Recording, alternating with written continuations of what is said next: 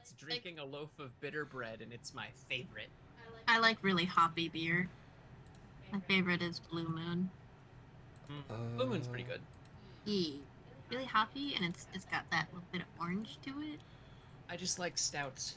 If it's not a whole loaf of bread in my glass, it's not enough for me. Yeah. Good evening, chat. On our topic of beers, a whole loaf in my stouts. That sounds like a Sounds sex like term, not gonna I was lie. about to say, this sounds like a euphemism for getting bread. It could be. Yeah, for getting a loaf of bread, right? Right? Yeah, Right? yeah, yeah. There ain't a loaf Yeah, at I'm the end good. of this stout. Are you even Yeah, I'm ready? gonna loaf. I'm gonna drink my stout, and then I'm gonna loaf and get bread. Yeah. Oh yeah. Wait. Hold on. I feel like there's some subtext I'm missing here. I've been distracted by chocolate.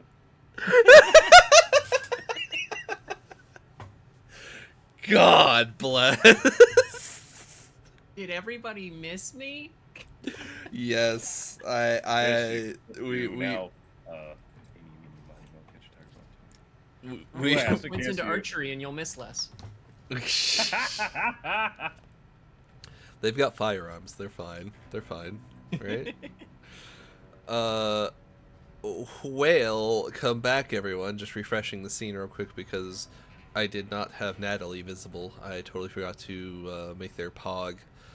Fun fact for those that don't know, using these pogs is great except for when someone enters another chat and you don't realize it, and then they just sort of pop up on screen. You're like, oh, hello. That's not pog. That's not poggers at all. But yeah, welcome back, everyone. We will be doing Chapter 9, or if you were here last week, I put this as Chapter 9. This technically, last session should have been 8.5 technically, and that's how it will be on YouTube once I figure out how to count again. So I had this started at 9. Midway through, I changed it to 8.5. So if you saw it as 9, this would be 10. If you did not, it's 9 now. I apologize for all the confusion. It makes more sense when you realize that I'm splitting these up, usually, but in way of when people are missing and things are happening in tandem, but in different locations. Where I do try to. What's up? I said I'm lost. What number are we on again? This will be Chapter 9. Okay. I can count, I swear. It's fine. It's fine. I'm the one who mixed it up. As the ST, I will take blame for this. This is fine. I just get to take it out on your butt later. It's okay. Butthole buddies. Thank you. Gonna be a lot of punishment for the butthole buddies. Regardless, welcome back, everyone. We are in the middle of a cave currently, but that's not actually where we're going to be starting. We will be starting back in town because we have two wonderful little socialites, people that are exceedingly happy to talk to literally everyone who need to talk to people.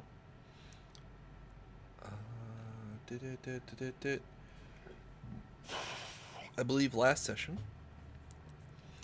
our lovely Natalie made work on Doreen, who has been the how should I say, the caravan morale helper and Bed warmer. I was even trying to avoid the bed part, but no.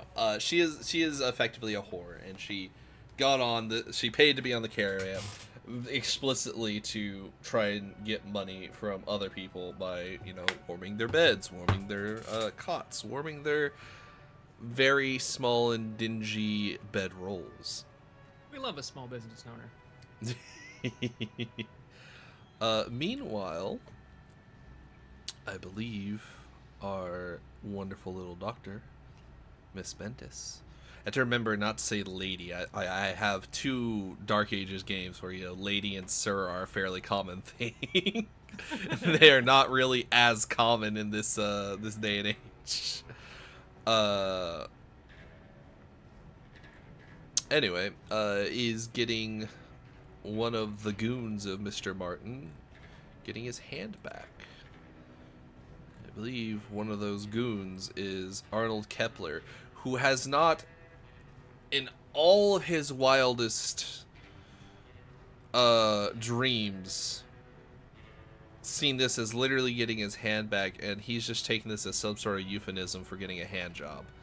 And it has endlessly flirted with our dear doctor to the point of which she sort of just looked at him and was like, let me just kill any sort of desire you have at this exact moment off reflex. And so he was quelled, his boner gone, his blood And soothed. then I drugged him on top of it. And then you drugged him on top of it. Girl hit him with the boner be gone, then gave him a good time anyway. And he is barely lucid, I believe, as we return from the horrific happenings within a cave to the less horrific happenings of a doctor wanting to indulge her greatest desires: to learn. Arnold sitting there. I believe you gave him wine. Drugged wine, yes? Like morphine and wine or something? No, I brought him into the room. He was starting to get handsy, so Yes. I incubus humored him, and then when he was like stunned from the incubus humor, I pretty much just tilted his chin back and like poured the laudanum down his throat and massaged the throat to make him swallow. I don't remember that last subtlety part. about I thought there was wine involved. No, there was no wine in this one. I think Natalie used wine at some point. I thought she Oh left... no, he had a glass of wine that Natalie left out. Yes. Because she I don't know needed if there a was portion. anything in that wine. I didn't put anything in that Okay, wine. okay. That's what I Natalie couldn't did. remember. Natalie took the rest of the bottle, and filled the missing wine with her Vitae to get Doreen all hooked on her. Which is gonna cause such wonderful little good and bad things. Because Vitae is addictive as fuck. Now, Arnold is sitting here. He's had the laudanum forced down his throat. He's got a belly, likely an empty belly, full of wine, and has been incubus humored into just be like, and now his brain functions are also starting to go, as he's not quite passing out in terms of being sleepy. He's just like, his eyes are having a hard time to focus. He's sort of swaying a little bit, and he's not quite all here at this exact moment. Perfect. It's exactly where we want it.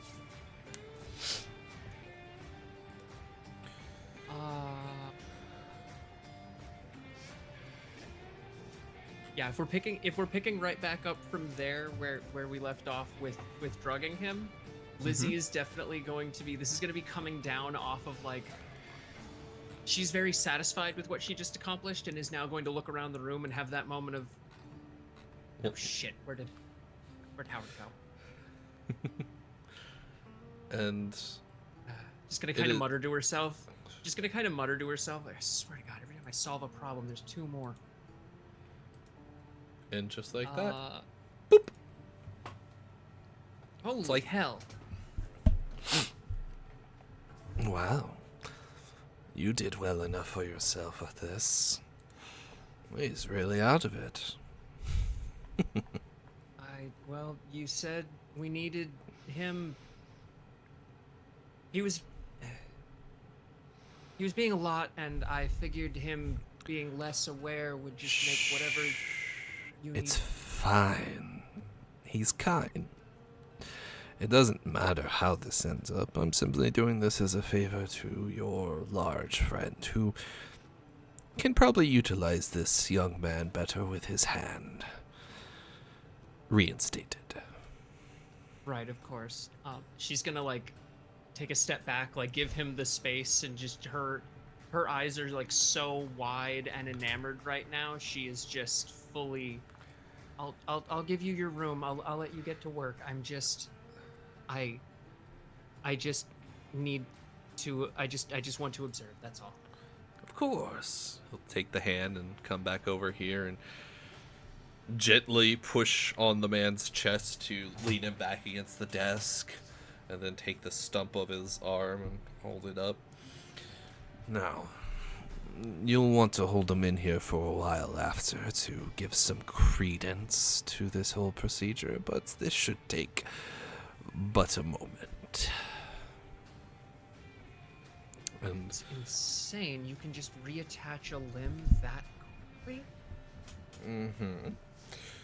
And he will reach into the bag, he'll pull out the hand, he'll stick it on the stump, and then he'll sort of pinch with one hand the edge of the new hand to the wrist stump of the old hand with his one hand, and then take his second hand.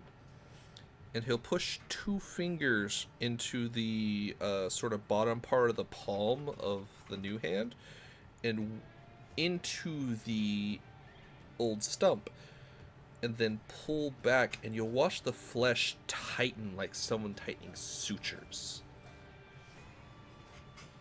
And then he'll pull back a little, then pull away and stick his fingers through it. And when he sticks his fingers in, it's almost like he's pushing into clay, wrapping around the little top knot of your wrist and pulling the hand tight, and then rotating it and doing the same just over and over, pulling it tight, and then reaching in again through the center of the hand and down into the wrist. And he seems to be fiddling and like adjusting, and from the center of the hand he pulls his fingers back, and you watch the long blackened thread that had held the other man's wrist stump shut to keep it from bleeding, and just pulling that out through the center of his hand and tossing it aside. And then he takes his fingers and sort of like drawing in wet sand, draws them up through each of the individual digits, and then taps the wrist a few times, and you watch the fingers start to twitch. And then he proceeds to take some of the skin from the wrist and almost pull it over, stretching it over the new hand, and then pinching it down, pinching it down, pinching it down all around. you see, it's important that the skin should match. The body will show some amount of rejection, mentally, anyway. When you reattach limbs like this, the body knows it's not its own for a little while until it has time to transfer blood. Well, I can expedite this. And he'll reach down into the arm and just grab into where the forearm muscle is and just start pumping his hand, forcing blood up the wrist into the new hand. Just like that. It helps with the pulling away from the rejection process. Doing organs is a lot harder. Not impossible. That's incredible. This can be done with organ tissue as well? Mm-hmm. Anything that is a part of the human body. And just pump, and slowly the hand, as he pumps it, the hand starts to flex more, and fingers wiggle and strain and whatnot. And the hand almost looks exactly like you imagine his old hand would have looked. Do you happen to know if he had any scars or any other injuries on this hand? I wouldn't happen to know. I'm sure I can ask Ander later, but at this point I don't think he's going to be particularly concerned. He knows he's getting a new hand. We don't really need to exactly match the old one. Of course. But it should be how- noted that miracles are every now and then alright. If I could, I would simply apply scar tissue or other things to the hand that would exemplify this to show the miracle of getting his hand back. It does wonders for Cain morale to have such a small thing done for them.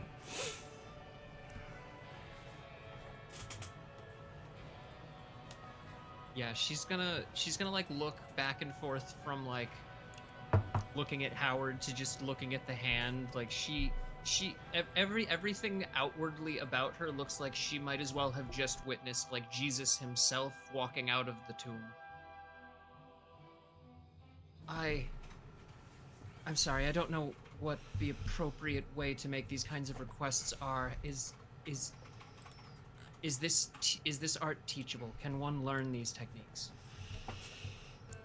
Just as you can transfer your powers between each other, yes, but there's often a cost. I will pay. Let me be level with you. No, I no, will no, pay no. any cost to obtain these skills. This could change medicine forever.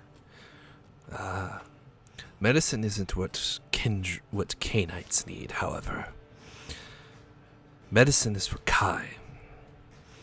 Cain are not your problem any longer outside of the ones that are under your control.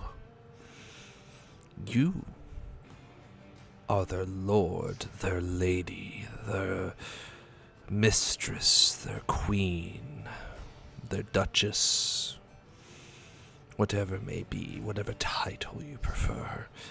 We often stick to the pseudonyms of master and mistress because it's easier for them to understand, given the proclivity for southerners and their plantations.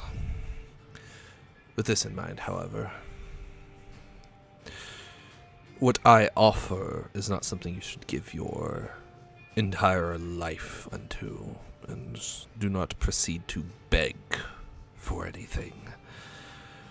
Whatever rapturous desire you have in that mind of yours, dear seer, is not one that you should so willingly offer up. It is degrading to your name. Do you understand? I think I'm starting to. Just sorry, I just was overwhelmed by scientific curiosity. This is what you just did is the stuff of fantasy and dreams, and my entire life has been, I guess to be blunt, my entire career so far in life have been dedicated to attempting to mimic what you just did so casually, so I'm just a little out of sorts right now. It might seem casual, but I've been doing this for several decades, almost a century now. It's came with the cost of... And he stops for a moment, his eyes stare out into the distance. It's only for a moment, then he shakes his head. A loss. When one can transform things of the flesh, this man's face, I could make it that of a woman. I could make them look like you. But I could do that myself as well. You might be ever so surprised to know this is not how I always looked. This visage is one I've chosen to take for a time. But, to be honest, I don't remember how I used to look. And that is a dangerous thing to have at your disposal. Are you understanding me now? I think I get where you're coming from. I can definitely agree that identity is a tenuous thing and dangerous to lose. Guess I'm just a little overwhelmed by curiosity and... Do not fret, little doctor. Your curiosity is infectious, trust me. I am more than enamored with that youthful curiosity. But what you have, the touch of madness, it can infect things, just as my flesh and my ability to manipulate it can infect others. How we use these things needs to be monitored, if not for the sake of those that are under our care, such as these peasantries, then our own packmates. It is important to know that I do not touch and use this power for the sake of thrills or some great experiment. It is for the sake of the pack, which ultimately is for the sake of the sword. There is more to it than this, and where I do not deny you your whimsy in the desire to explore all these wonderful little tricks, you need not lose yourself to them. Do you understand? Gonna look a little confused for a second and then kind of get like tilt her head a little bit and like smile and chuckle a little. Oh, you just need to make sure I'm more trustworthy and I'm not going to go insane and start just weaving flesh all willy-nilly. Is that, am I understanding right? To some degree, yes. To another degree, your vitae will give curiosities to those who drink of it. The ritual we did before will nullify that effect amongst all of us, but to those who sup only from you, you will find their rigidity and their nature to shift slightly, and in some cases, if they are already predisposed to such high intensity of enamorment as you are, they will also fall prone to such things. If you were to give this man your blood, whatever obsession he might have might grow stronger. Whatever desires he might have, if they play upon his mind in any significant fashion, such as his coy and inept methods of thinking to bed you as they were, then they might grow stronger. That is not to say that you shouldn't do it. It is simply to say you might be a little more choosing in who you give it to, and understand that they will likely need a great deal of your focus for a time, till you understand their afflictions. Alright, I can certainly be careful. I'm not going to go around experimenting on people. At least not until While you we're have still a safe setting up place the to do it.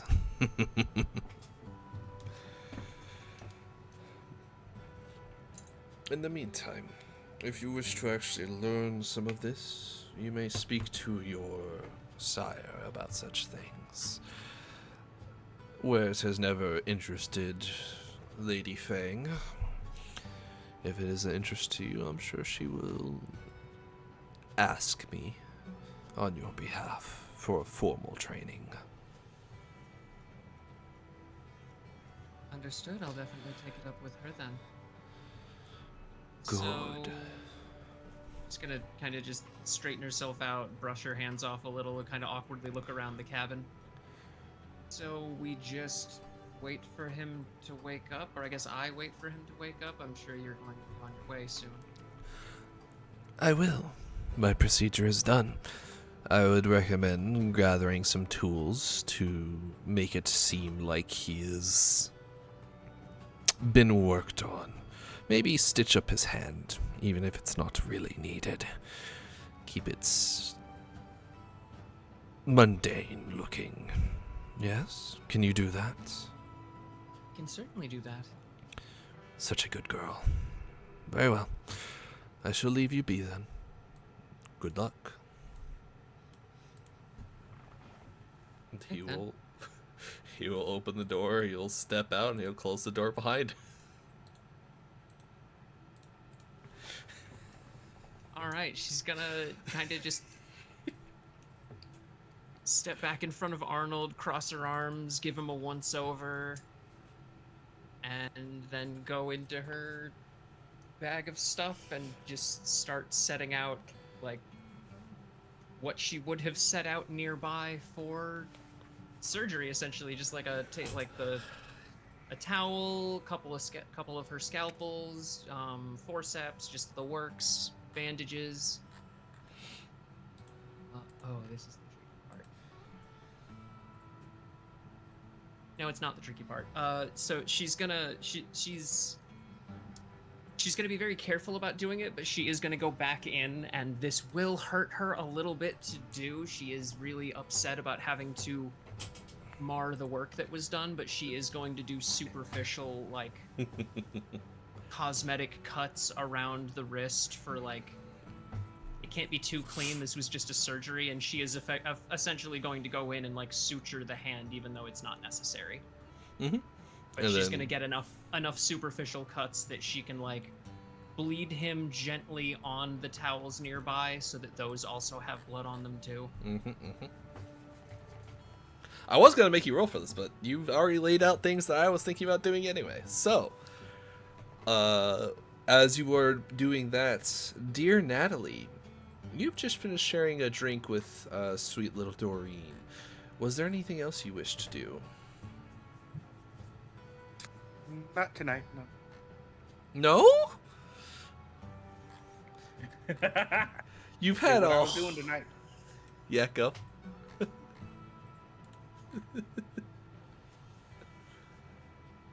Okay.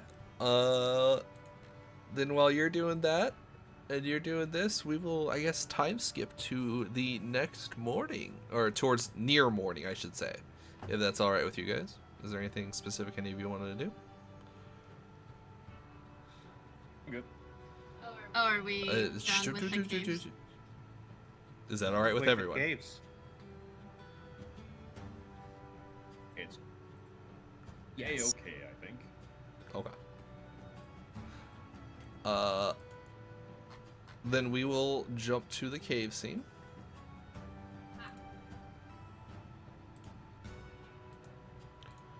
If I can figure out which damn window. There we go.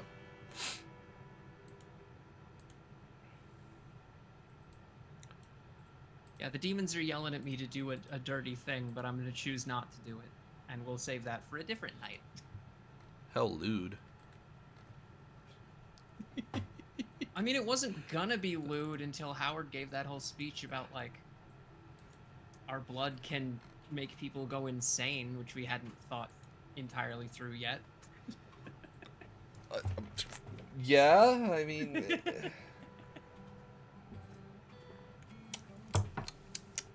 So, for our two lovely socialites from the village who did not need to be here for our wonderful cave scene last time, Joshua, Joshua, Ender, and Ida made it through the cave, suffocating, shooting, strangling, and butchering anything that got in their way. And they came across the item that they were looking for. Unfortunately, as they pick up this item, they hear a feral howl from deep within the cave. This one's sounding more animalistic and far bigger than anything they had currently seen, and they just saw a guy who was about as big as Ander.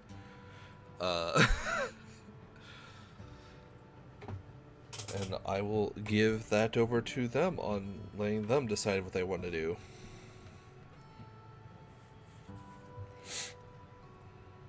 Alright, well...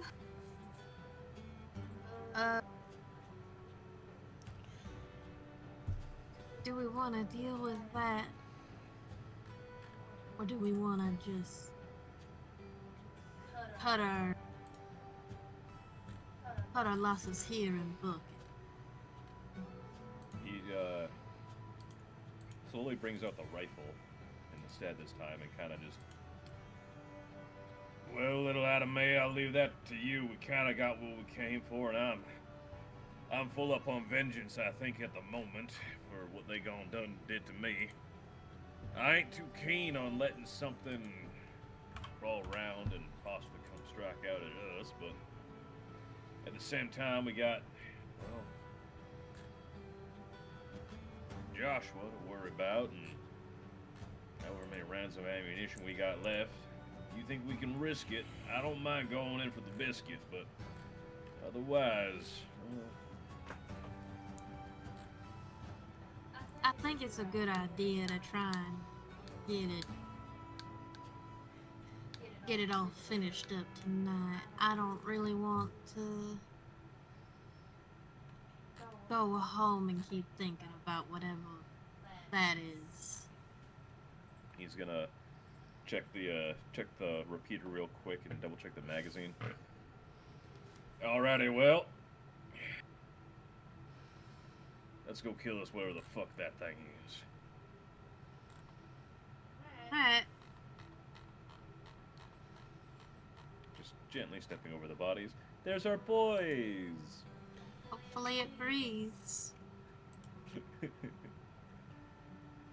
Yeah, Joshua kind of gives you guys a grimace, but nods. I know, sugar. Just try and hang back a bit. Alright. I can't say that. Alright.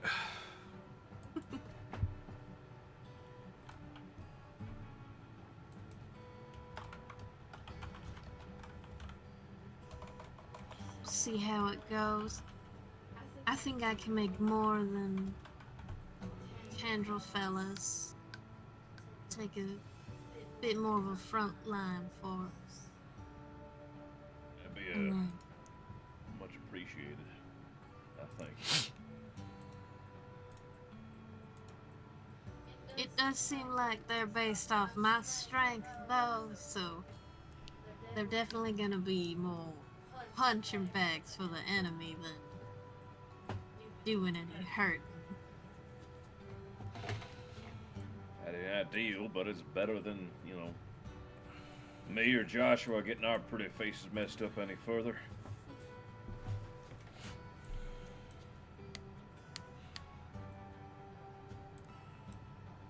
Hopefully, I can get one or two others of them popped up, and then you can keep them busy.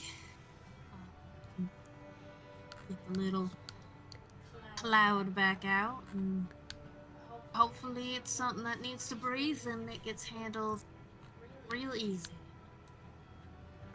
And if it ain't, Fucking hope. If it ain't, I'll just keep getting more tendrils out, and we'll see if we can't just overwhelm it. Hopefully it ain't immune to bullets either. and as you guys arrive down here,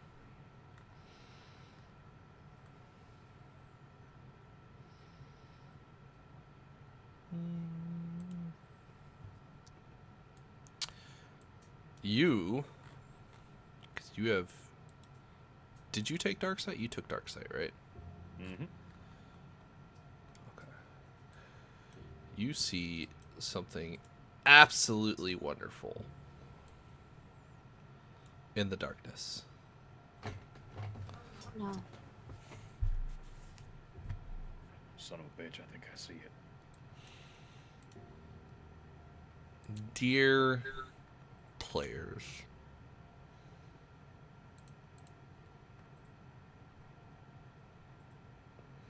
give me a Dex stealth roll, please.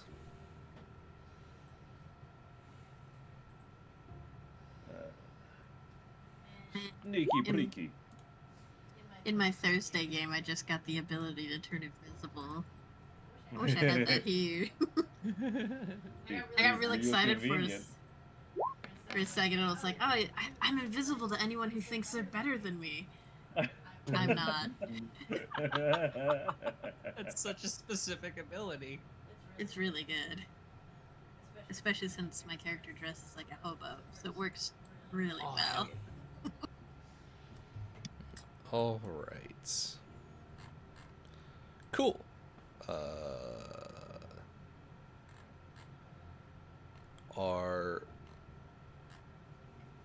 There we go. Sweet little Joshua. Come on, Joshua. It's going to spend another willpower to not fuck this up. Oh, buddy. Oh boy. Oh, thank God. Okay, cool. Cool. Praise be. We finally all passed the stealth check. The first time this entire fucking game It's adventure. bound to happen eventually. Dear Dodd, that is what you see. What do I see? Oh, thank you. He's gonna pause and get real low and whisper very softly. That was a little too soft. We did not hear that. Oh, I was just kind of thinking of. I see some kind of man-dog hybrid with 3 heads. Fucking. I think 3 arms. And he's a big ugly motherfucker.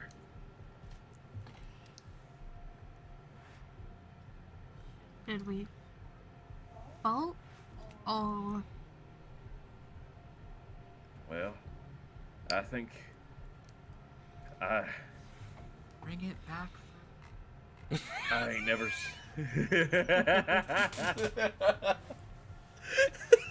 yeah, we'll just lead it back to camp. You can dissect it then. You can kill it. I don't think I ever seen anything that unholy looking in my entire life. It looks like a diseased dog gone wet and bred itself twice and made it up with a man just to be safe. That's It's pretty revolting. That's that might be outside our capabilities. No, Oh, no you might be offense, right. Miss Ida May. None taken, sugar. I'll go ahead and set the cloud down here, so at least it's gives us a little time while it's lost in the dark, while we scamper the fuck out of here. Oh my God, Yeah, cursing from Ida May. Yeah, she said fuck last time too. No one said anything though.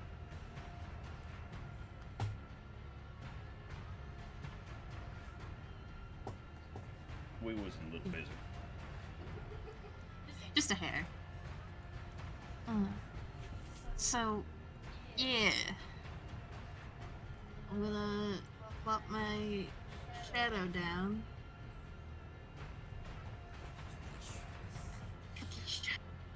Oh,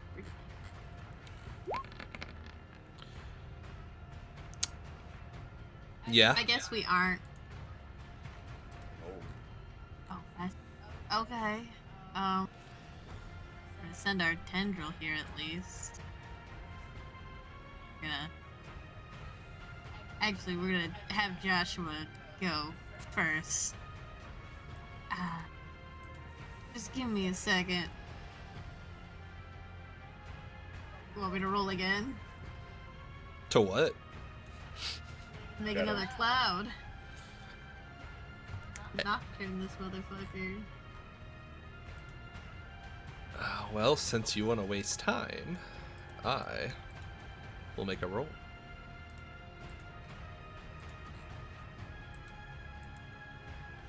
Because you seem to think this thing isn't acting while you guys are sitting here talking.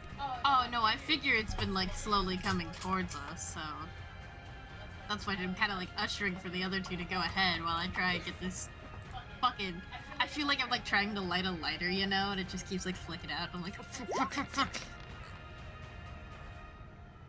Okay. The ones have saved you this day. We're gonna.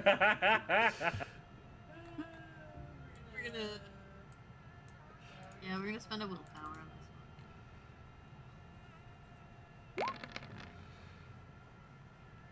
one. Of course! Oh. Of course!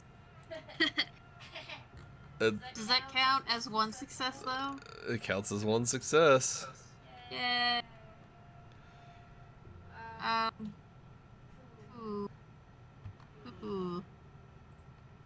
So yeah, it should be enough to block out this.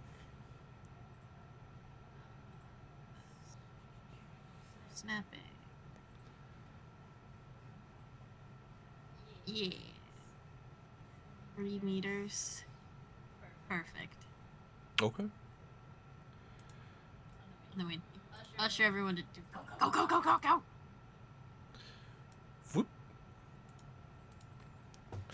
There's now a black box. Where are we going? Back out the way we came, sugar. You're gonna crawl up that slick slide? I mean, is there any other way out? Well, one of them's been taken off the list. Pretty sure there's another one south of here, and there is the waterway.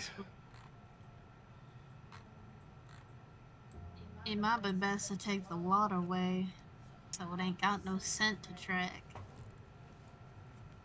Well, Sounds mighty fine to me. right. He looks up and sees a question. Are you still holding that torch? Yes. We can definitely put it down, though. Okay. So are you gonna snuff it out? Yeah, we're gonna snuff our torch out. Okay.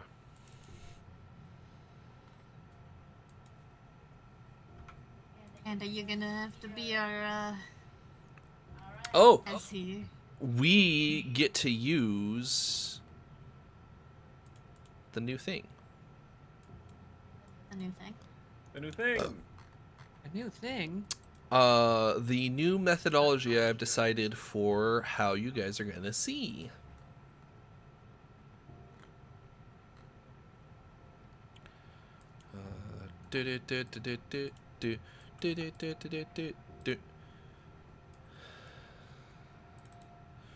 So,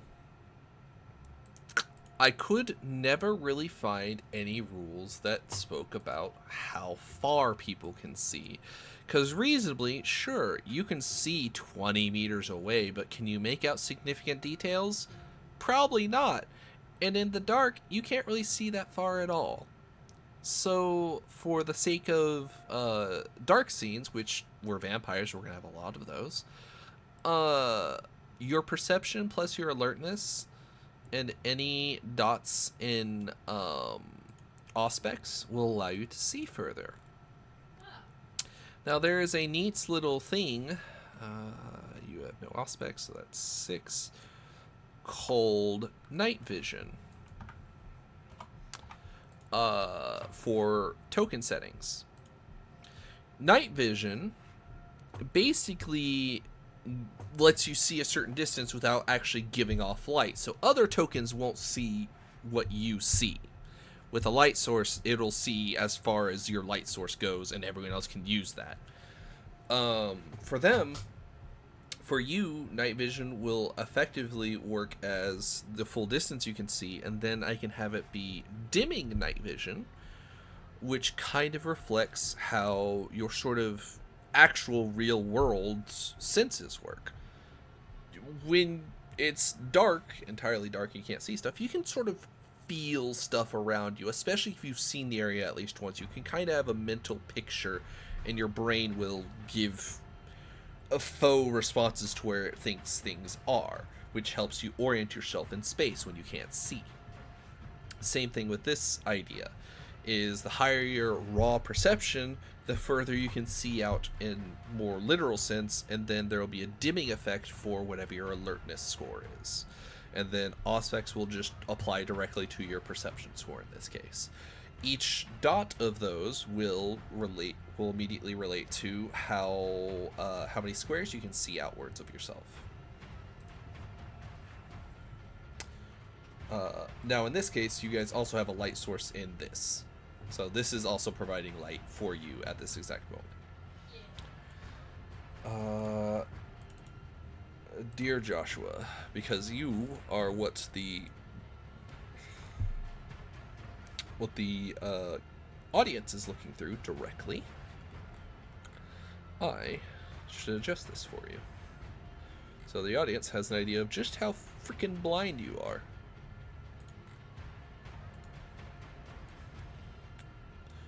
This has been my sort of homebrew for how, in general, sight works in this in a WAD setting. All right. Apologies for that minor delay. Reason why this came up is because you had a light source. I was like, wow. Also, you guys have to cross the chime skulls.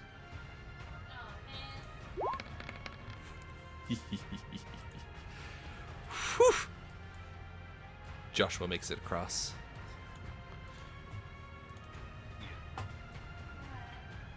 All right, deck stealth. Oh no, our one weakness. For real. Not the sneaky bleak. Yes. Oh, shit. All right, Ida, how bad are you gonna fuck this up? Is there any way I could assist Ida May, like hold my hand out for her and get her to kind of like leap over them? Sure, give me a deck stealth at difficulty 7. Me or her? You. You. Oh, okay. Yes! Alright, Ida. You can add 4 dice to your deck's stealth roll. Thank you. I'm picturing he's just pretty much going and picking her up and lifting her over it, and then that's just... Probably more so lifting them up slightly to help her get under it. Alright, you all make it across. 2 more. Alright. Dear Joshua.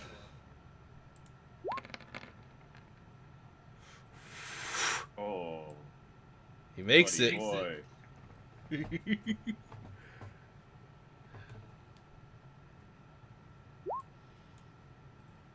Oh, thank goodness.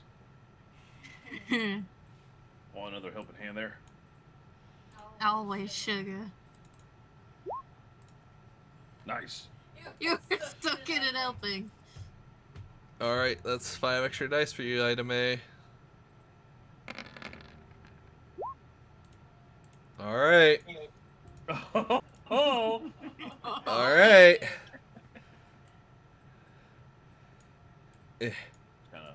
Scurry, scurry. Got another. Yep. This is the last one, though. Man, Joshua's making it through by the skin of his fucking teeth. Joshua, he's a hot boy. He's doing hot boy shit. Okay, that's Where cool. the That's cool. fuck We take were that. these success?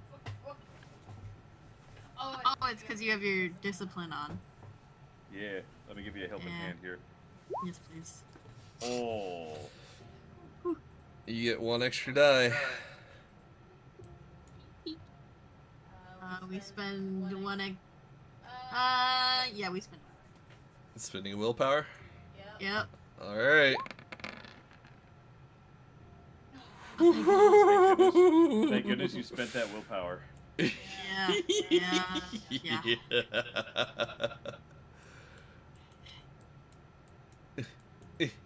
Oh boy. slides into the water and like, it's cold as shit. Oh, that is brisk. Gotta gird my loins real quick and follow Sorry, but after. we don't got a papoose for me to put you in. It's alright, sugar. Dry off eventually. You guys make it through here. Now, you guys need to give me a wits survival difficulty 7. Wits survival, you said, right? Yep. And if you do not have survival, it will be at +1 difficulty. I have 3 successes. You do have 3 successes. Dear Ida.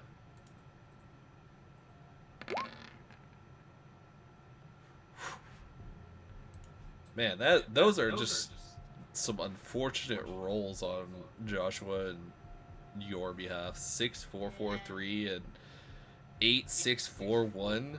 I should have gotten at least one success. That motherfucking one. It's okay. Ander ensures that you guys don't accidentally get turned around in the tunnels and come back this way. He is our eyes. That he is. And ultimately, you all make it out. Give me one moment, as we are going to return to the main map. Yippee-ki-yay. I hated that.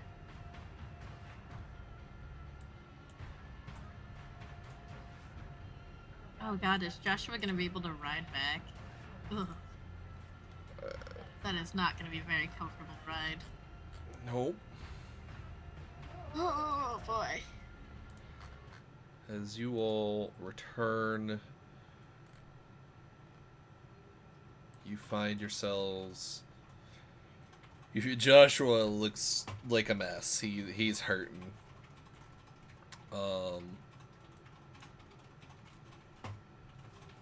But you find yourselves coming out into a small well area. You come out of the cave and they're into the night, and there is like an immediate drop in the water. And as far as you can see, the water goes down for a very long time. But it's not a terribly wide swim, so swimming across is not impossible. Water is nice, clear, cold, and has, even for your undead bodies, a sort of refreshing quality to it. Like, the only thing I imagine you two would probably understand it as is the baptismal, oh god, the word just left me. Rejuvenation? Is that what they call it whenever they do it like out on the lake as opposed to in a church? I think it's just called baptize, or Is it just? I thought there was a It's called special name for it. Baptism. Okay. Yeah, I I could have thought sworn there it was a was special name baptism. for it. What you imagine people felt whenever, or feel whenever they are dunked in a river and, brought back from, nearly drowning. And the refreshing sense that they have. And you end up... You could use immersion baptism. That's fair. And you eventually return back to your horses and are able to backtrack you guys through the small canyon to them until you're on them and riding home. Joshua's in some pain and will likely need to see the good doctor to avoid infection. But otherwise, you've succeeded in your task.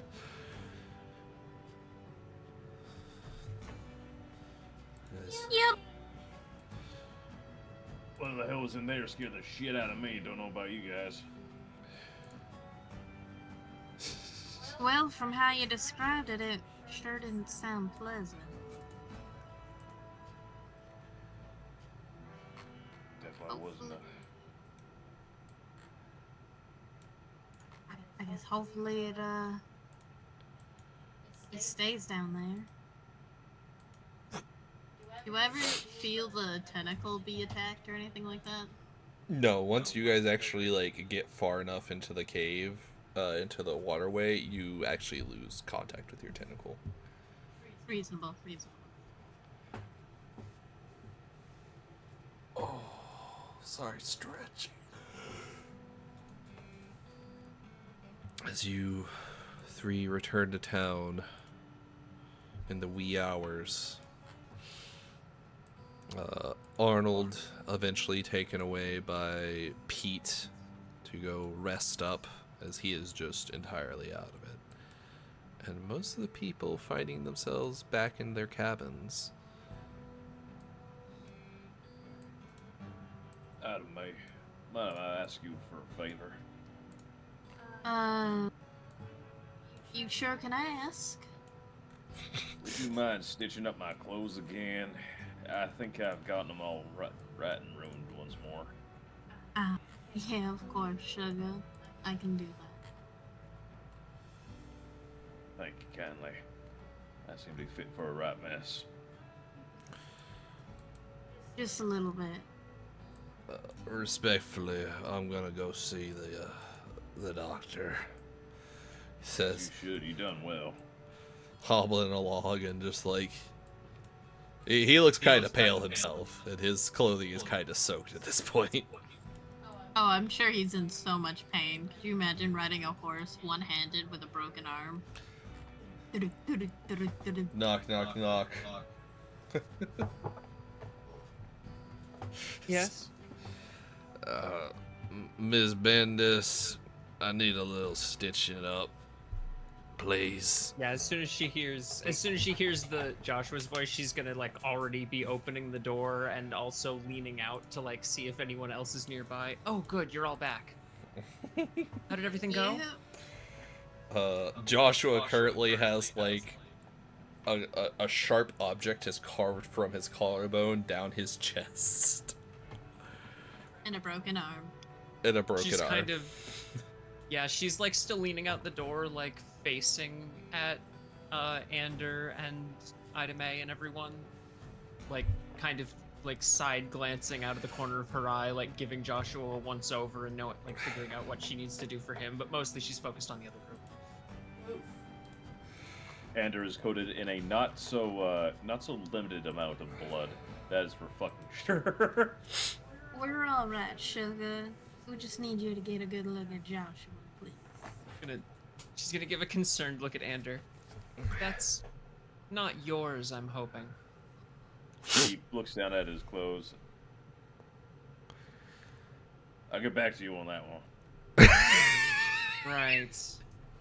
There were enough of them in there that he could catch himself up on the go. All right. Well, as long as you're okay. All right. You can come with me then. She's gonna walk back, just kind of turn around, walk back into the cabin, and let Joshua come in. Actually, I can't tell if that's blood in my boot or if that's water. I hope it's water. It's probably a little bit of both, sugar. Probably right. Shit.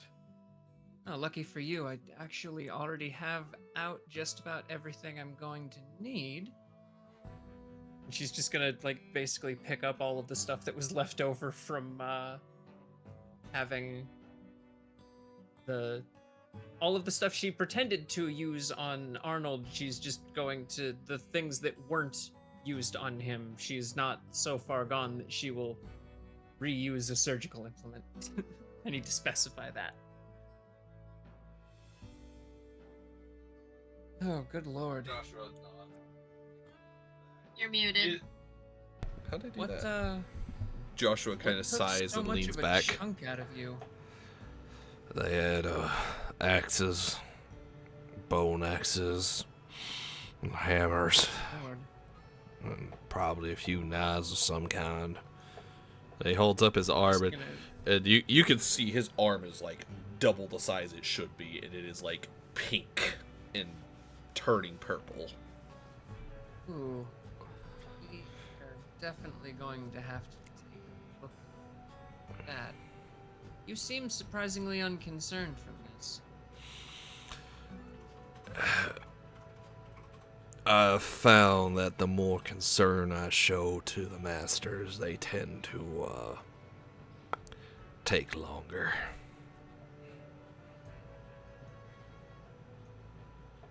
Fair enough. I was just wondering if... I was kind of hoping you'd been injured worse and gotten through it, because that would make me a little more confident in you keeping that arm. Not that I'm not going to do the best I can, but... Well, we'll see what we can do. She's gonna lean back into the chest at the foot of her bed and just pull out a bottle of laudanum and kind of toss it to him. I trust you know how to administer this yourself. He'll pop the cork on it and just take a swig of it and hold it and swallow. Yeah. And if it's not too much,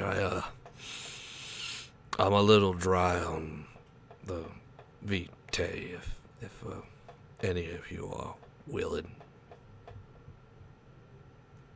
He Let's see says- why not. And she'll just reach down with one of the spare scalpels and just slice like the side of her thumb and hold it up to his mouth and kind of just dip it.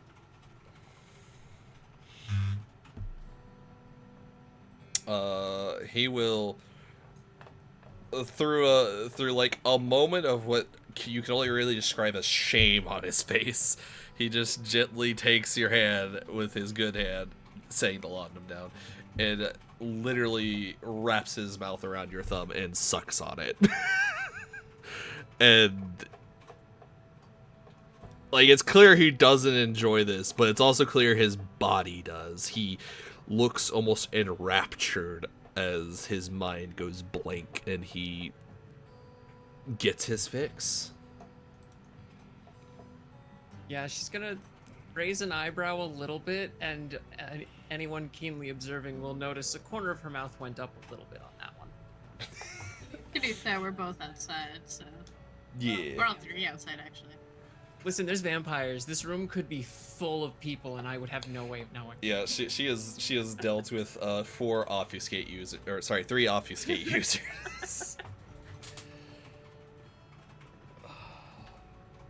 They could be anywhere. So you got one Natalie, Ida, and Ender outside. Oh, and, do I spend a blood point for that? Yes, you will. Okay, cool. Do you intend to only spend one, or are you gonna give him more? Yeah, it's just intending the one. Okay. He will take the one. You lose the one. If you did not have it already on your sheet, I believe you all should have had him 1 point blood bonded to you. I believe, from the ceremony. He wasn't on the list. I think we just got the vinculums from the ceremony. Okay. Yeah, you did not tell us he was bloodbound to us. He will be 1 point bloodbound to all of you. He is now 2 points bloodbound to Miss Bendis.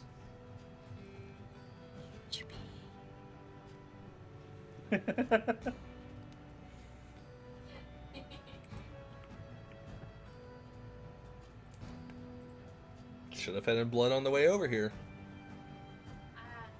Yeah, it's on me. It's on me. He will I swear to eventually be. God, Go ahead. The worst part is if it happens, it's gonna fucking happen, and it's gonna be an accident. Oh, what happens? Giving him more blood. It's gonna be another situation. Like, she's gonna accidentally do it on another situation like this, where he's just like, "Oh God, I need that." She's just gonna be like, "Oh yeah, sure, whatever, I don't care." All right, Natalie, Ida, Hijinks ensue. and Ander. Ander, I assume you're carrying the big war club, yeah? Yeah, I suppose he is carrying the sick, yes. Yeah, Ida would have probably given it to him because it'd be like, I ain't gonna be able to carry this shit. Are you kidding me? Hey, it's not that heavy. Yeah, it's fair, but it's probably really unwieldy. Oh, yeah. But yeah, it's you three.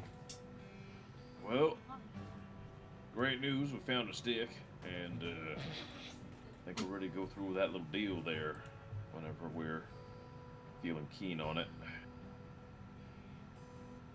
The sooner the better. Well, I'll see about taking it over there tomorrow night with Mordecai. Sounds And- good. Hopefully we'll have a little bit of a peace treaty established.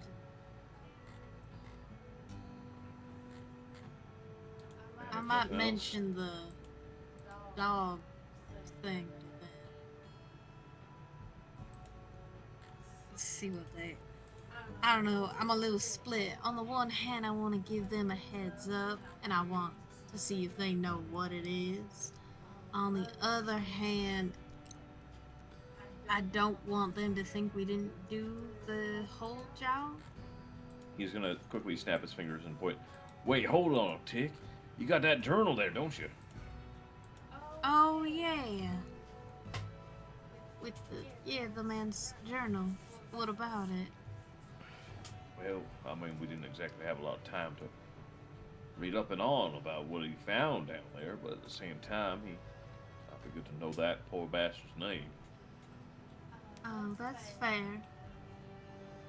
Yeah, okay. I'll flip through that then while I'm probably just gonna lay down. I don't know.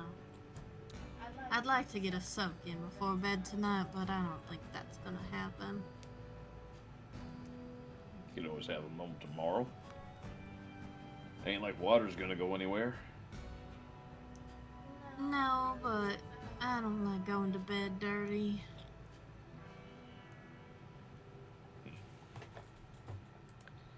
Well, should have said something before. We could have had you, maybe not bathe, but get a good dunk of that river there. That would have solved the problem. There's still a river. Oh, sorry, there's a lake just south of you. True enough, there is a lake. Would I have enough time to go take a bath? How close are we to daylight? You got like an hour. I know, not nearly enough time for you. Forgive me. You'd be cutting it real close. You'll be fine. You'll be okay. I don't think it's worth risking. I think she'll wait until tomorrow, and that'll be like one of the first things she does.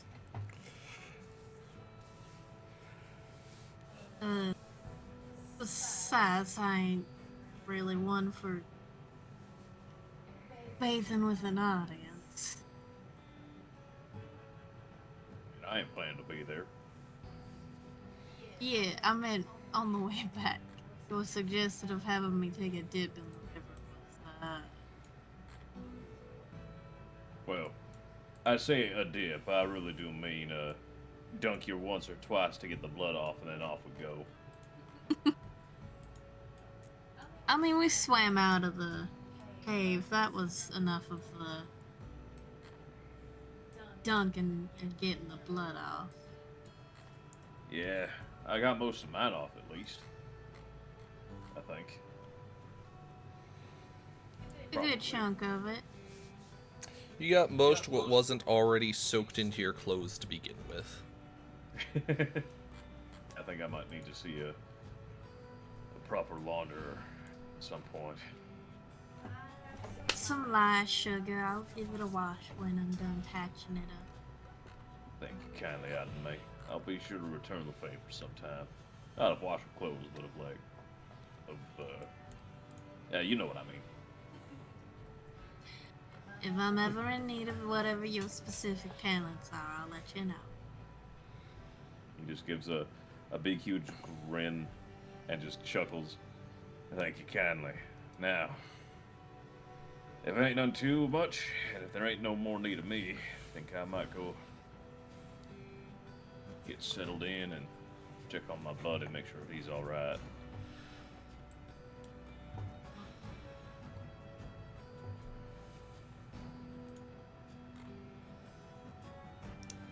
and are heading off to the men's quarters. Natalie, is there anything you need to do, or would you have just turned in for the evening?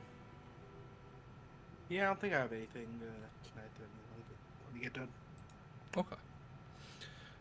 Then we will indeed swagger our way into the next evening.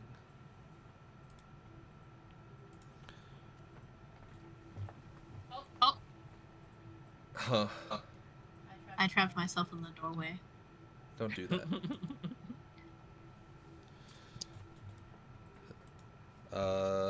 Dear doctor, give me a dex medicine, please.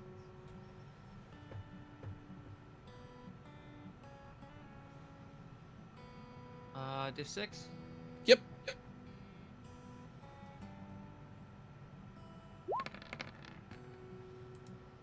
Good enough.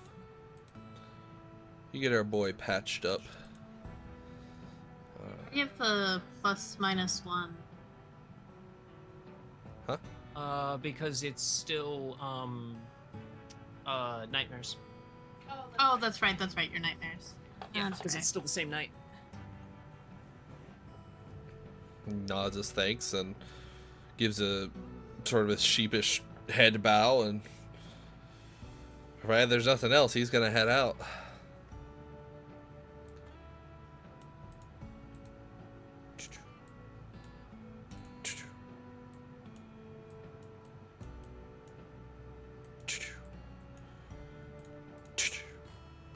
And now, everyone, get your rest in. If you have spent a willpower this evening, you may get another willpower, or you may get a willpower back.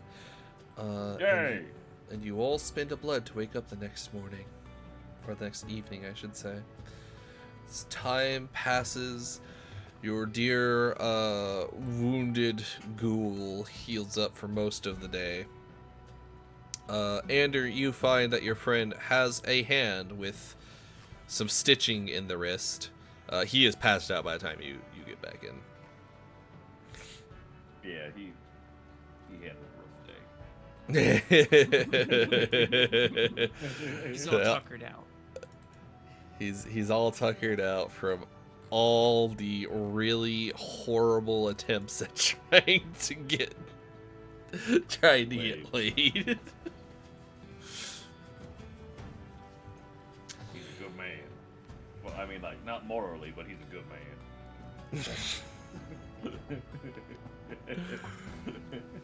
And as the next night rises, I think I already said this, but you spend a blood, your body revivifies. And everyone else is going to be outside once more. Because you've all been motherfucking lazy sleeping all day. So lazy.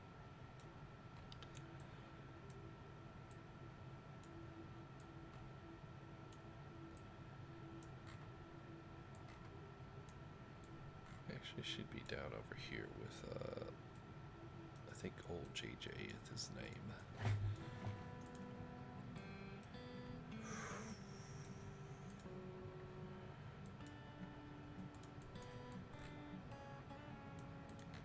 I'll say everyone else is out doing other things, maybe gathering things at this point.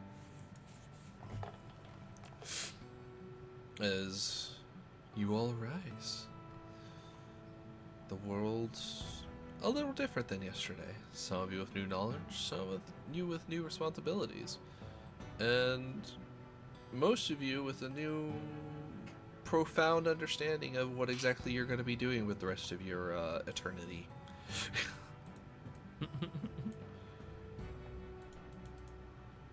Yeah. The nightmare difficulty is 7. Correct. No nightmares. Yay. The normal level of nightmares. All right, Ida, Elizabeth, all the ladies, you wake up pretty much at the exact same time, within a few seconds of each other. We'll start, since left to right is the proper way to read. Dear Natalie, what are you doing once you wake up this fine evening? You know, probably just getting started for the day. Spend a bit getting dressed. The hair look decent enough. It takes a while. Oh, I imagine. What is your getting ready for the day? Are you just prettying up, or are you planning to do something distinctly non-profession related? Just the average. Okay. Miss Bendis? Yeah, Lizzie's just gonna do her usual morning routine, morning routine, but just rebraiding her hair and getting it out of the way, throwing her clothes on, and then she is probably gonna be the quickest of the three that is ready. She doesn't. She has not yet learned to take care of her appearance. It was never taught to her. She's got very eternity. very utilitarian. You know, I do, Adamaze, you know, appearance as well. I can help you if you're not, can you also not see yourself in the mirror? Is that why? Oh no, I can see myself just fine. Why? Is there something wrong with my face? Well, you know, oh, she's sprucing up. Oh. I guess I've never really thought of it. Not really. People don't really care what you look like much when you're patching them up. They're more concerned with, you know, your ability to heal them, but I'll keep And that then in Doesn't mind. take up your And then whole evening now, does it?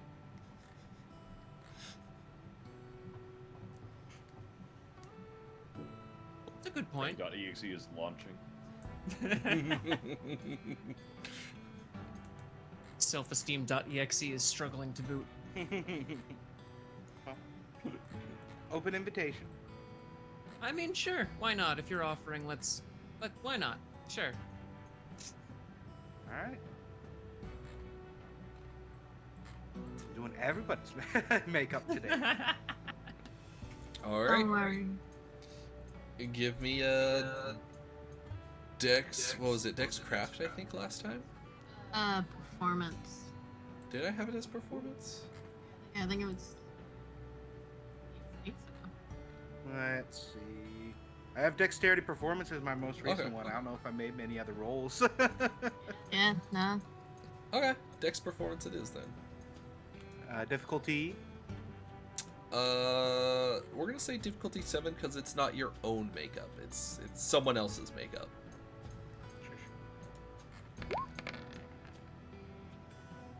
Okay. Damn. I didn't see any once. Miss Bendis, you get +1 appearance for the day as your hair is. I don't know, Natalie. What are you gonna do with her entire appearance here? See, this is why I can't play like intelligent characters. I'm not intelligent. I don't have this kind of knowledge. It's just a I mean, if different you type want of to start, intelligence. if you want a starting point, it's basically the braid in the picture, but like bits are peeking out everywhere. There's probably split ends. Like this woman has probably never been Like- to a salon in her life. Like Frerin whenever Fern does her braided whenever hair Fern in that braids one angry. episode. Yes, exactly. Here's a great Alright. example. Just brush Don't the braid hair. angry. Yeah, brush the hair and don't braid angry, and then boom, +1 appearance. Yeah. For the most part, gonna be keeping it, you know, subtle. But I feel like it's, I definitely go, like, you know, if it was in between what I think, she would like and Natalie would like, somewhere in the middle. So, a little bit over, attention grabbing perhaps. But hey, you asked. No, that's fair. Then yes, Miss Bendis, you get you can boost your appearance for the night. Yeah.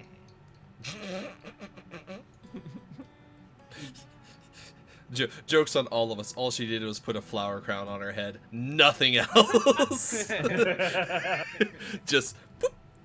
There you go. Listen, never underestimate the innocence and beauty of a flower crown. And then do you want to give me another one for Ida? Well, I mean, Ida would let her know that, you can wait, sugar. I'm about to head down to the lake and wash off.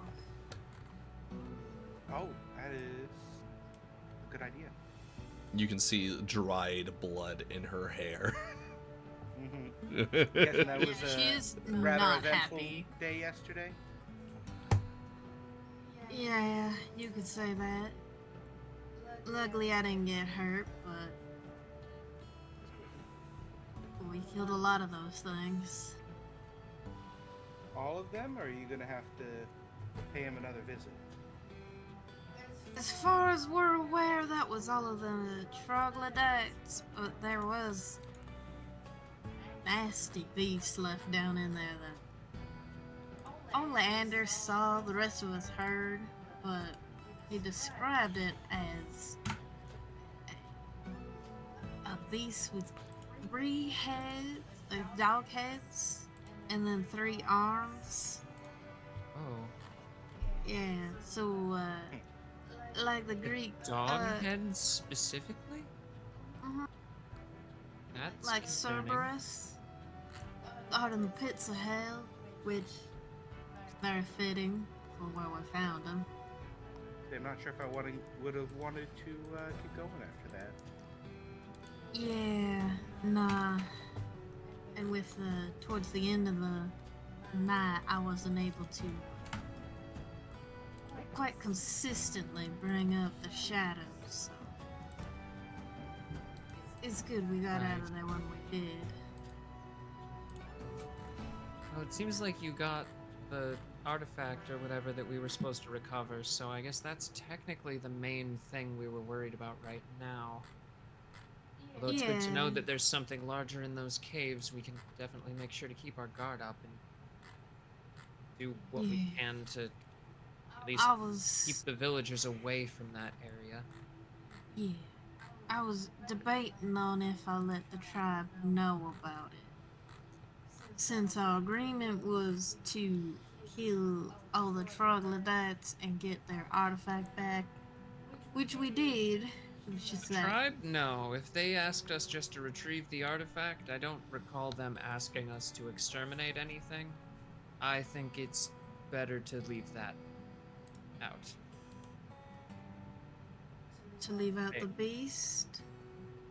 If they know about it, they know about it. If they don't know about it, they clearly weren't enthusiastic enough to go exploring those caves to get their artifact back themselves, so I don't think they're likely to find out and call us on it, so I think it's safer to just leave that out. Possibly, though I ain't too keen on starting a peace treaty with obfuscation. Said to the obfuscate user. Mhm.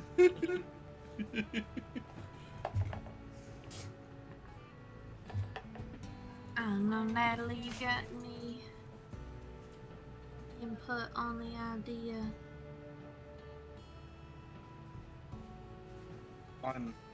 Well, yeah, they only wanted the item back. Anders wanted them all dead. So as long as he's fine with what you did. Alright.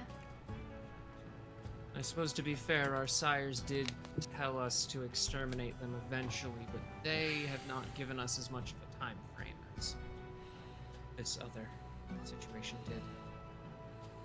Well, as far as we could tell, we killed all the troglodytes. They're gone. And the task It was is just done. the one beast. I'm just wondering if we should give the tribe a heads up about that, so they know to at least be on their toes. Well, I've said my piece on it. I'll leave it up to you, though. I'm not going to make the decision for you. But I don't think they need to know. I think if they know about it already, they're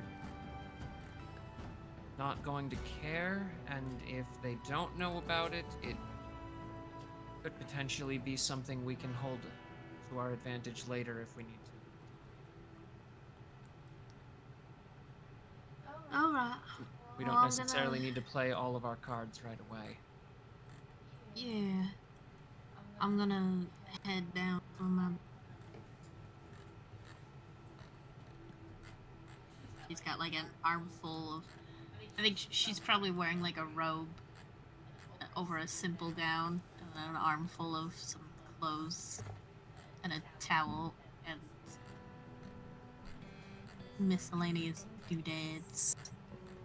Okay. You can open the door.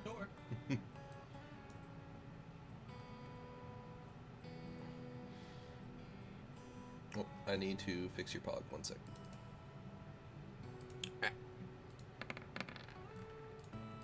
What's wrong with my paw?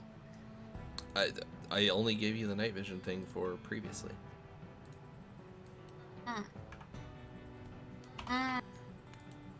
There you go.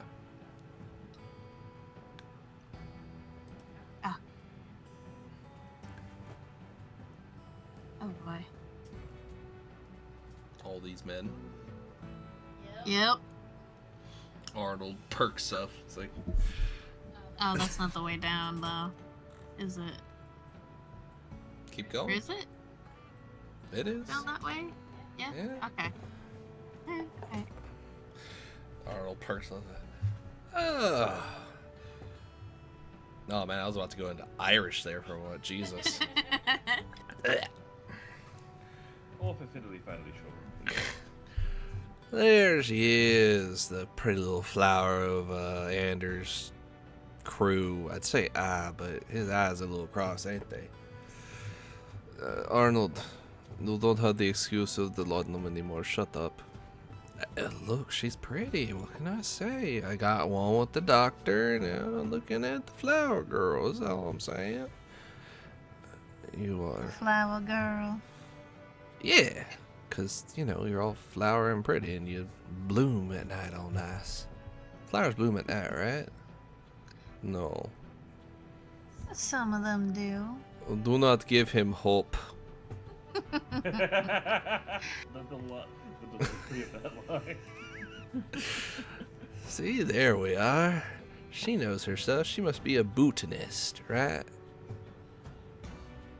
Oh, sugar. What? He's botanist. Botanist, botanist. It's both stuff you step on, right? No. It's not. No. A botanist studies plants and flowers, and a botanist ain't nothing. Yeah, they make you boots, don't they? That's a cobbler, honey. Well, no, that's for cobblestones. You know, walkways and stuff. That's a mason.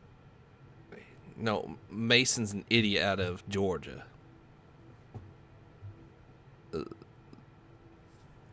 Pete's just gonna reach over and grab his shoulder. Please, you're lowering everyone's intelligence the longer you speak. Every utterance makes my head hurt, and I've already have a hangover. If you don't shut the fuck up, I'm going to take your other hand. Alright, cow. No botanist was gonna get your panties in a wad. Gonna try and keep walking and hopefully not draw attention to where she's going. It's like, that's so funny. Keep going. The last thing she wants to do is tell him what she's doing. And we'll kind of move off to the side Alright. as far as we can go. Yeah, you can go much further than that. Yeah. Into the darkness with you. Yeah. Alright. Ander, you probably would have time to woken up at this point.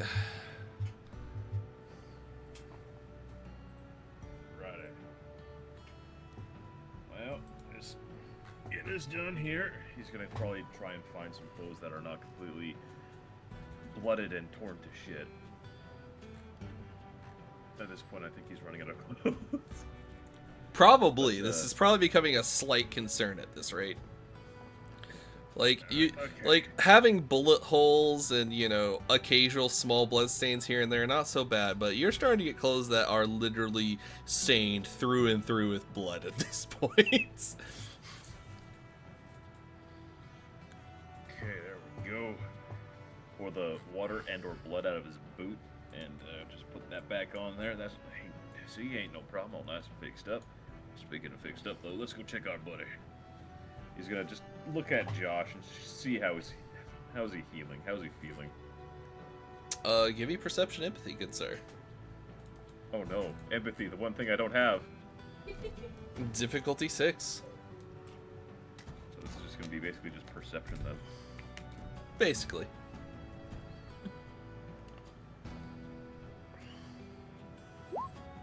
Oh wow, hello. Hell yeah. Look, you're not great with explicitly emotions, but you've seen enough like post party night hangover faces, and post, man, that was a rough run with, you know, the other bandit crew or the lawmen. You know what pained face looks like. And he's looking a little rough. He's got that grimace on him, and he even like opens his one eye, look at you like, oh, good, you're awake. How are you doing?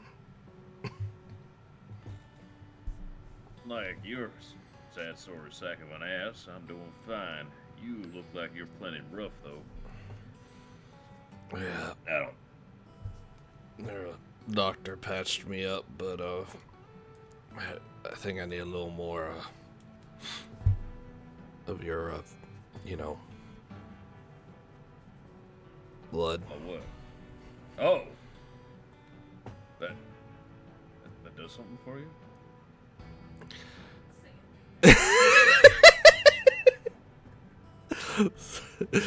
Dude literally said, "Don't say it like that."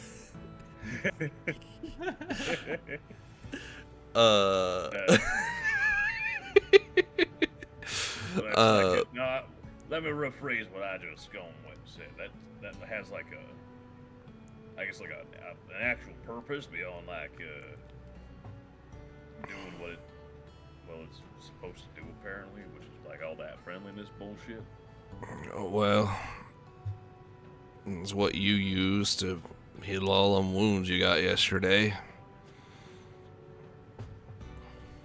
Wait, so you can do that too? At slower rate, but yes. Things like this, he'll lift up his braced arm. Normally takes weeks for someone like me to heal, but with a little bit of your VtM, I can turn that into a few days. You know what? You did fucking fine last night. I really cannot justify not giving you this. You did fine work, my friend. He's gonna reach up and just bite the end of his finger and then offer it to him. Why are you guys just making this man suck on your fingers? You fucking freaks. I did the side of my hand, excuse you. You said your thumb. Yeah, like You the gave him meaty the- part of the thumb, like the meat of the hand. I mean, I guess. Anders is still new to this. He has no idea what the proper way to do this, or if like cutting his own wrist is just gonna make it spray everywhere, which is a bigger problem. So you know, go with the finger. I don't know how much you need, but I'll put it to you this way. It's gonna be less weird if it's like on your wrist or something. on the wrist. I ain't gonna like dash you with blood or nothing if I do that. No, you can just bite yourself and then, I don't know, I watch the masters lick it up and then it's just gone like it was never there. that's how they do it, he's gonna extend his fangs and just go chomp into his wrists, and then offer it up. There you go. He takes it, like, again, though you didn't see it with Miss Bendis, that sort of look of shame on his face as he wraps his mouth around the wound and just sucks. And, like, he was able to hold it off before, but he's just so tired and worn out. You can hear the subtle, like, moans of enjoyment as he drinks down this Vitae. This highly addictive, totally not crack blood. How much blood are you gonna give him? I won't give him too much, but I think I'll just give him the 1 point. Okay. So remove 1 point and increase your blood bond with Joshua by 1 step. Okay. Boop. As he pulls back and, sort of wipes his mouth and, rubs on his pant leg under the blanket and fluffs back. That's why I said the wrist. It's a little weird if you use your fingers. Yeah. Hey, I can see that now. He's gonna take the advice and start, like, gently licking his hand and try and close up all the wounds he just caused on it. Yeah, and sure enough, they close up like they never existed to begin with. Son of a bitch, I could do that in that entire time. I didn't even... Huh. It only works on superficial things. Ain't gonna work with your, what they were doing to us last night. I keep on learning more and more about this bullshit, and I just keep on realizing they ain't telling me a whole fucking lot. They want you to figure it out. Well, they want us to figure it out. Well, you know what? Some fucking goddamn direction, some goddamn fucking understanding would be fucking great right about now. I'll let you know that they can do this thing where they can not be seen. Yeah, that's called hiding. No, that they can do it while you're looking right at them. They can do it while I'm... Yeah. What the fuck? It's like magically become invisible or some such. So I've learned to watch what I say. This shit gets weirder and weirder every fucking night. I keep on getting on. Okay. Right, well, message received. Thank you kindly, my good Joshua. You have certainly earned that blood. Thank you, sir. Most welcome. And You rest up now. don't tell him I told you that. He says, looking out of the room a little paranoid. I probably shouldn't, but blood is, making y'all sort of I care about y'all. Y'all are important, and don't want you getting in trouble none.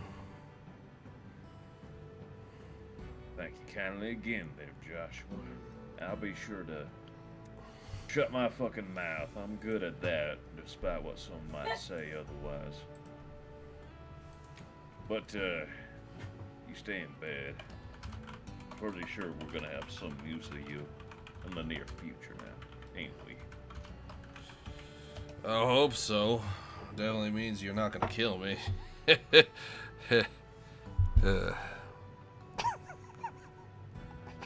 He's just gonna smile before opening the door.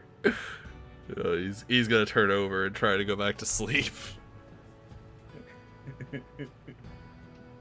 Don't. Alright, Natalie and Bendis, are y'all coming out? You got other people you need to talk to before you go deliver a warhammer to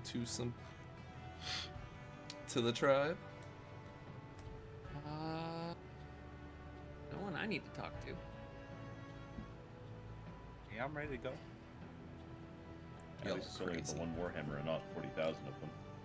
It'd be a lot.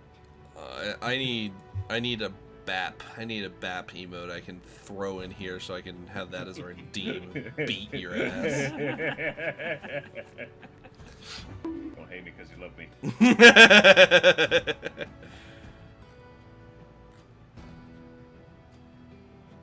Oh, I know what's gonna happen. Hold up. Oh, Arnold, seeing the good doctor. oh boy. Times you wish you took off your skates. Comes jogging on over and attempts to wrap an arm around like her shoulder. Do you stop this man? No, she'll let him. Okay. And he's gonna lean in like, hey, just want to say thanks for the new hand there, lady doctor person. Oh, evening.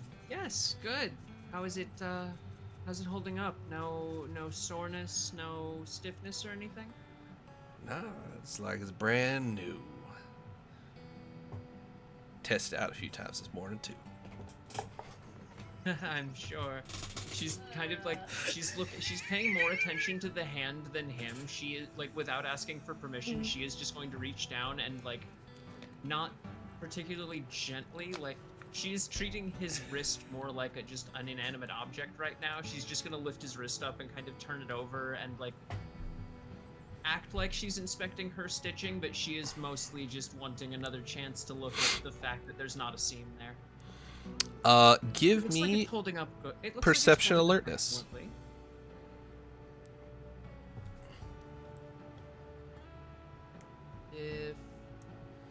If Difficulty 6, and then subtract with your auspex.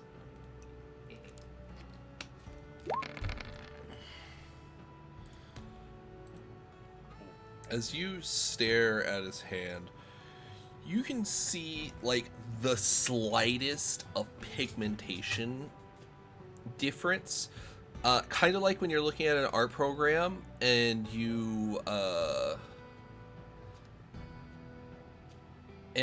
can, like when you zoom out really far, you can kind of see the slight pixel differentiations between colors. it looks like a shop. I can tell because of the pixels. I hate it because that's such like an old meme, but also I can see that shit and it's so painful. Because I do it all the time whenever I'm making these maps. Is I can see like no matter how close I get to color, unless the tone of the piece of material I'm altering looks the same way, it's not gonna look the same way whenever I put it side by side. Anyway, or sometimes their pixels don't line up because the ends of them are not the same, which is even more infuriating. But you can see that slight, almost microscopic line of difference between his new skin and his old skin. But you do have the realization that this is because you're looking way beyond what what a human eye should be able to detect.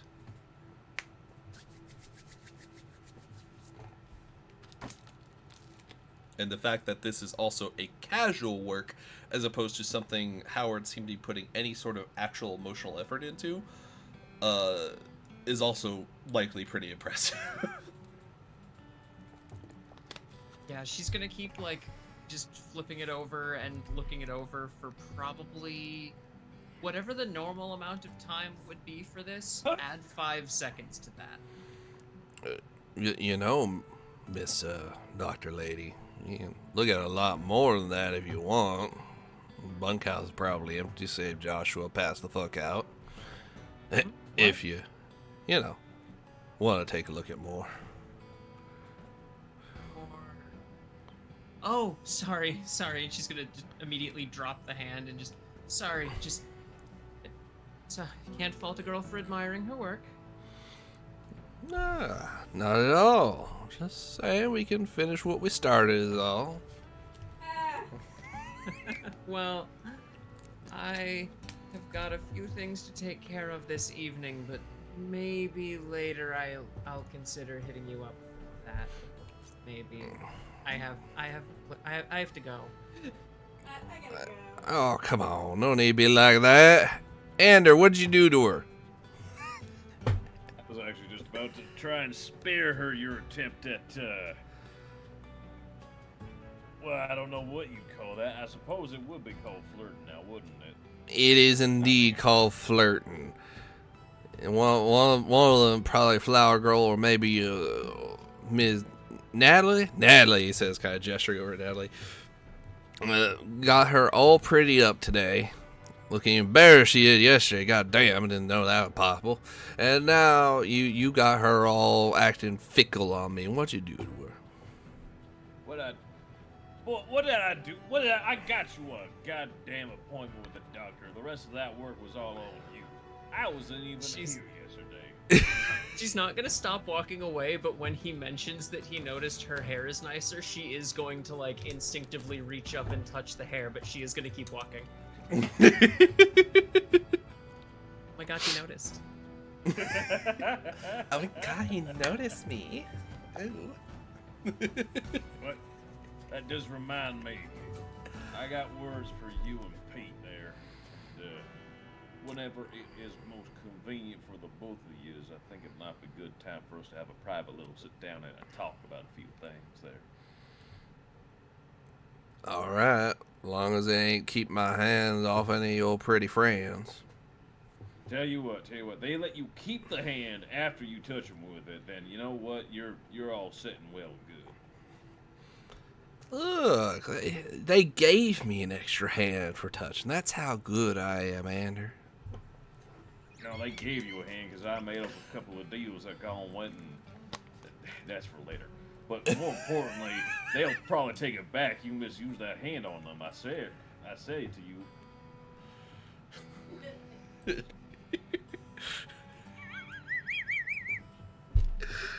He gives you like a pshaw sort of hand wave. I'll go grab Pete. You gotta do whatever you need to do. Pete and I need to go find something. I don't know. He said it in his dumb, I don't know, turnip-eating phrase. They said, Pete, what did you say we were looking for earlier? And he goes back over. You just watch Pete turn around and just gut check him in the stomach. I said stop yelling. Ah, shit! Fuck! Ah! As he drops to his knees. Pete pulling out a cigarette, lighting it up, and putting it in his lips and inhaling so fucking deep. He almost drags the entire thing down to the filter. Or I guess not to the filter, to the end of it. Andrew's gonna put his hands on his hip and like smile almost proudly. Them's my best friends in the whole world.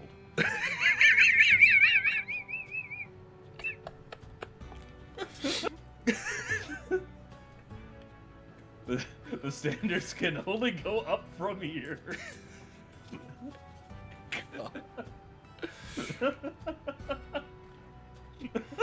Natalie, how do you feel about Okay, this I display? love Oh, Jesus Christ. These guys Sorry, are I'm gonna be honest, idiots. I'm not feeling too good today. Oh, I think no, I'm gonna you're be coming good. down with a fever, so this is all kind of a trip for me right now. I'm gonna be honest. Oh, that's all good. So hot. You need to drink some more water. I'm chugging it. I've gotten up to the bathroom twice already. you got a fan on you? No, I don't want a fan. You want to bundle up. You want to burn that fever out. I ain't even being I'm funny. alright. He's right. No, yeah, you want to get Yeah, his gotta break get it. all bundled up. Mhm. 'Cause I'll the do that. fever's trying to burn the The illness out. virus in you.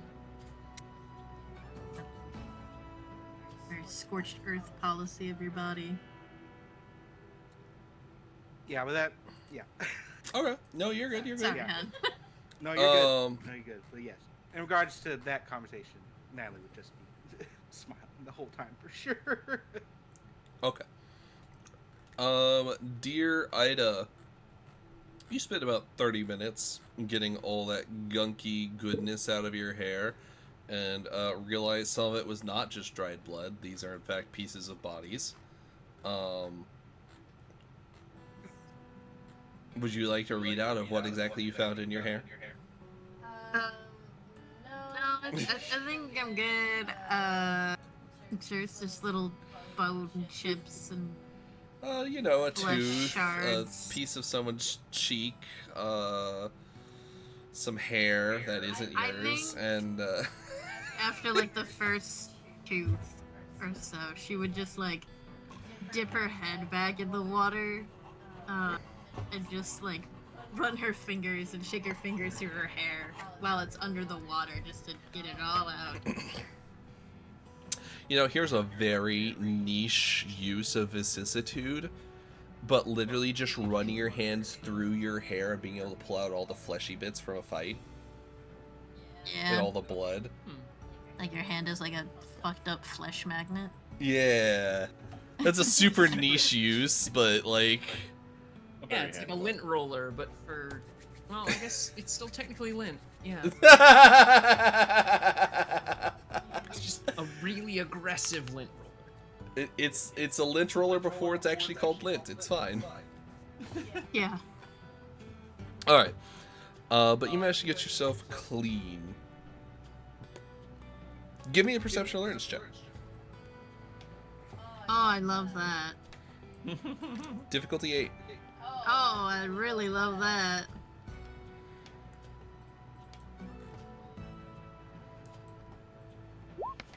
Not worth spending a willpower on. Oh shit!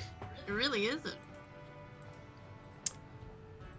You hear bushes rustling in the distance. Towards the shoreline from you. It's very subtle, but you do hear them kind of rustling, and it's not just something running by. It's sort of consistent as you're cleaning up, and you can. Well, that was immediately getting to the point of the water, so it's up to her neck, and just staring at the bushes. They stop moving, but you don't get the sense that they've gone away.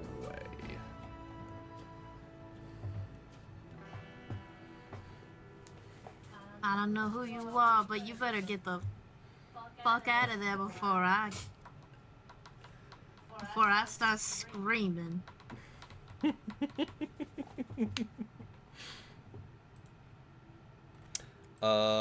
Give me a manipulation intimidation. Ooh boy, manipulation. Intimidation. Difficulty. Do you have any merits that would lower your intimidation capabilities?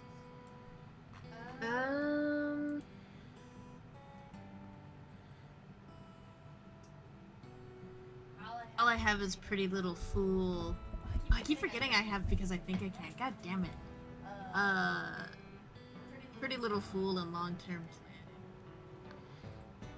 I'm gonna say diff 8 then. Pretty Little Fool does make it a little difficult to be intimidating. Yeah. He is just a little guy. Yeah. It's definitely more of a trembly, like, let her get out of there before I start screaming.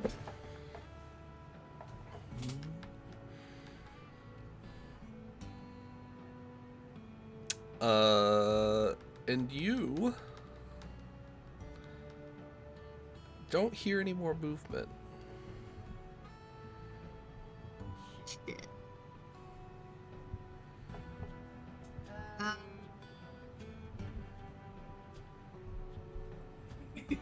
This isn't gonna go well either, but we're gonna pick a rock up off the lake bed and throw it at the bushes.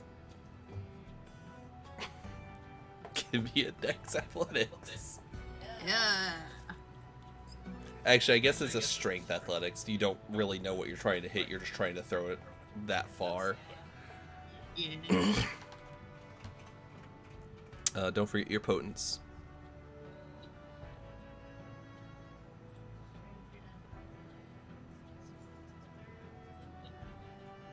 Difficulty? Difficulty 6. I assume you're not grabbing a boulder, you're just grabbing a rock. Yeah, like a fist-sized rock. Yeah. And I'm gonna use a willpower. Okay. Yippee. You forgot to add your potent, right? Do you have... No, I added it. Oh, you just have no One- athletics?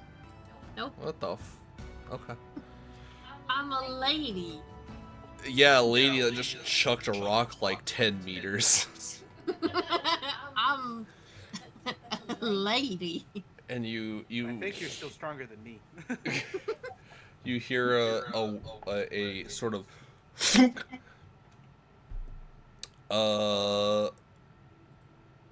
and then sort of a louder thud sound, and the bushes Oh my rustle. God.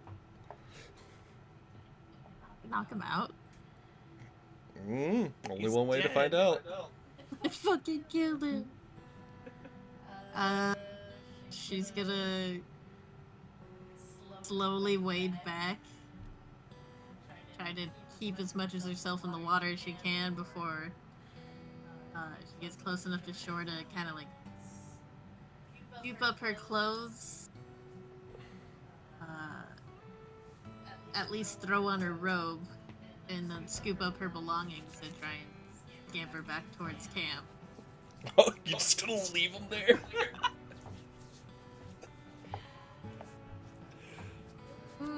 No, she would put on the robe at least and then scoop up her stuff and will carefully go over to peek at the bush. To be fair, you could arguably use your shadow play to wrap around yourself as well in darker scenarios where people can't really tell the difference between real and fake shadows.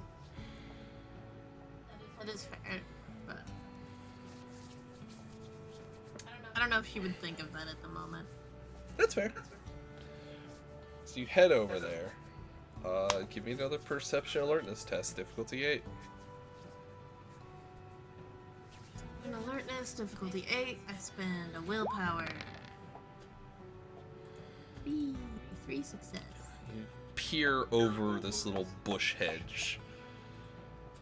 You see one Sal, unconscious, with a little glint to the back of his head. Oh no! And a rock, like, next, kind of, like, a foot away from him. Yeah, a look of disgust crosses her face. And she's gonna leave him there. And we're gonna head back. Keep him sound. Who could have guessed? We're gonna head back. And like once we get to this campfire,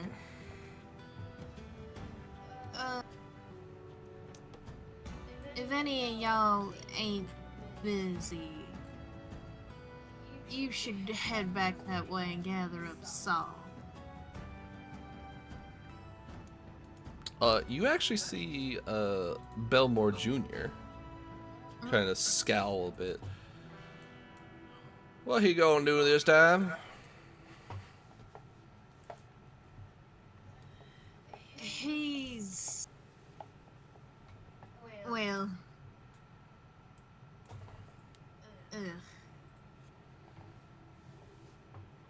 was trying to get more of a look than he's allowed. And, Oh, that son of a rock bitch. beside He doesn't his even let big you rock. finish. Oh, okay. He just starts like going by, like running that way. And Belmore Senior and the mother kind of look at each other and they start chuckling. Sorry about it, there, Sal. He ain't for pretty lady try to get out. He go about and doing that all sorts of ways. Yeah. Well, as I was saying, he's, taking a bit of a rock to the head. Oh, I got that little hand on you. How far are you throwing? Oh,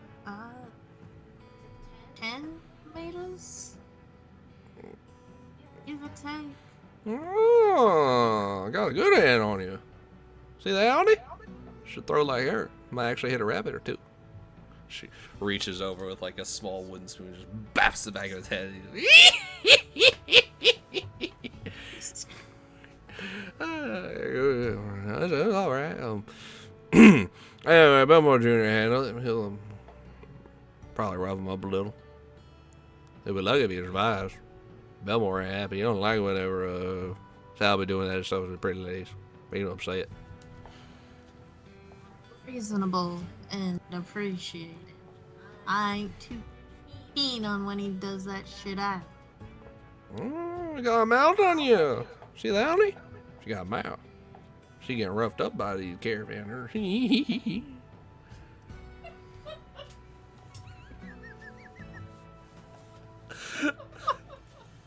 I'm sorry. I wanted to use this voice the entire time. But none of you talk to the bellboards, and I'm just like, I got this in my back pocket.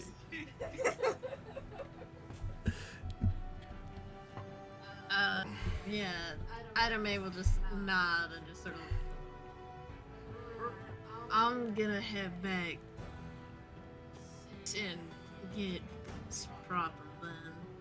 Oh, what? He'll reach over and he'll grab one of the gutted fish. All right, put us on fire for you.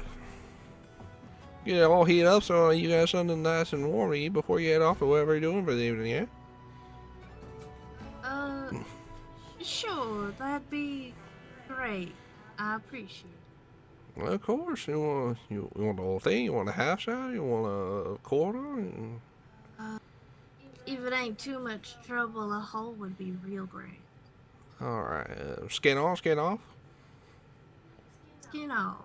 All right, there we go. He takes out a knife and he puts it to it, and like anyone who's seen a skinning of a fish, this is something that usually takes a bit of effort to do, especially if you're not like used to it. But this man literally puts it there and just slides it straight down, and you watch the skin just slip off, and there's not even a piece of meat attached to it. He goes around, skins it almost like you're peeling a banana, except with his knife. God, that's Right. fucking hot. Cool. Yeah, with that, Idame is. Yeah, gonna head back out. As he gets that squared away for you. Fantastic. Arnold whistling as you go by. Not now, sugar. Oh, come on. You're already wet and stuff. Thank you, Pete. Arnold. Yeah, we're gonna. Huh? You said thank you, Pete. Yeah, because I assumed the thud was him hitting Arnold upside the back of the head. Oh, there was no thud. Oh, I thought there was a thud. Never mind then. It just keeps going. You do hear a distant Arnold, if you keep harassing women, I'm going to throw you off this cliff.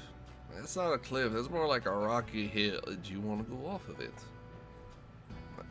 I guess not. Then shut the hell up. Jeez. I'll put a stick up your ass. You did. When you got That's me what I was drunk saying, last you. night.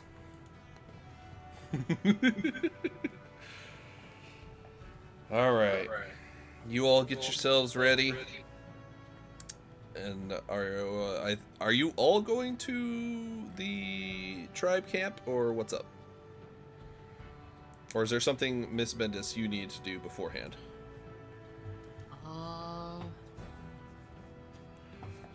I mean, she wasn't exactly keen on going back with the group. She's not really the negotiator. That's fair. Well, if you want to stay behind, you can stay behind. Yeah, technically, if anything, she was kind of wanting to, as Howard said, for more info on learning from him, she would have to go through her sire, so she's probably just thinking about sending a message to have that conversation. Okay,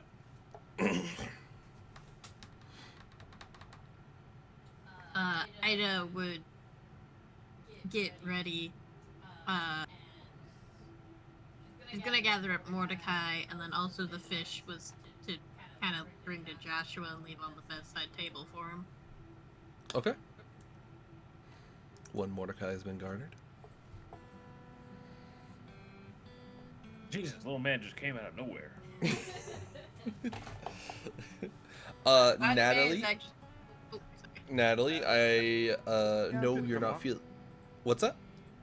Oh, she would go along. Just Okay, to change the pace. I was gonna say I know you're not feeling too good, so don't feel obligated to talk. But if you think she would come along, she can come along. Yeah, wouldn't be doing Okay. a lot of talking anyways because other people did the hunting. So Okay.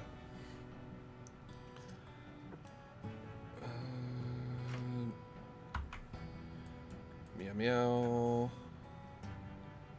Meow meow.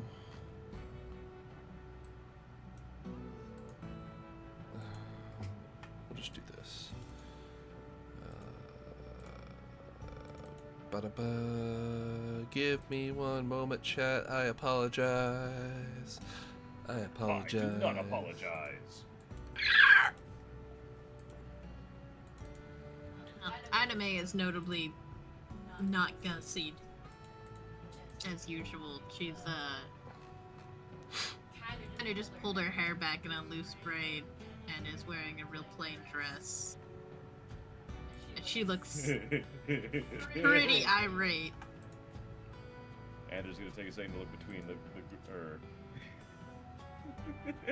Yeah, the sudden reverse between Ida he's gonna and look Lizzie. between Ida and Lizzie and just be like, "You should do something different. Something with your hair or something."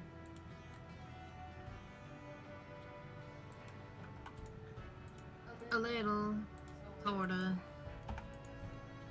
More so, I ain't done nothing, rather than my usual something. Oh. Both y'all looking different in that. Not that bad different, just different. Yeah. My patience has been run dry for the evening. I don't really need it. I don't really have enough to spend on my appearance. Oh, well. Fair enough. What's going on with Lizzie then? Why does she look all different? So it's... Natalie offered to help with my morning routine since I normally don't really put a lot of effort in, and I decided to just indulge myself a little. He nods and walks over and pats her shoulder. Well, looking right pretty, I'll say. And he'll just kind of pause before looking at the group. Right, we ready to go? If it's all the same to you, I wouldn't mind sticking back from this one. I'm not really much of a negotiator, and I was kind of hoping to send a message to my sire tonight about a few things. Alrighty. I mean, That's I'm just fine, more or less sugar. going to be there to stand pretty, but whatever works best. And off you all go, except for one of you.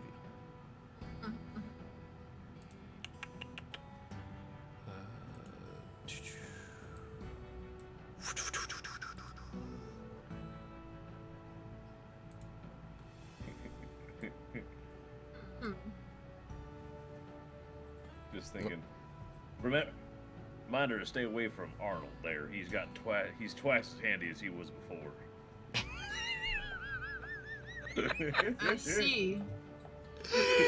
No, Shut the fuck. Keep that in mind. no.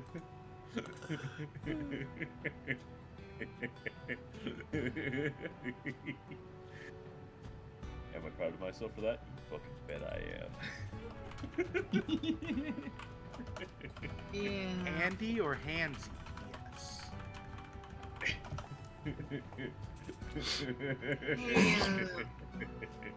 Made a couple of unintelligible passes at me earlier. I feel a little bad on the way back for shutting him down so harshly. Don't. Frankly, I'll say that he has a knack for saying things that make roiling water still. How's that?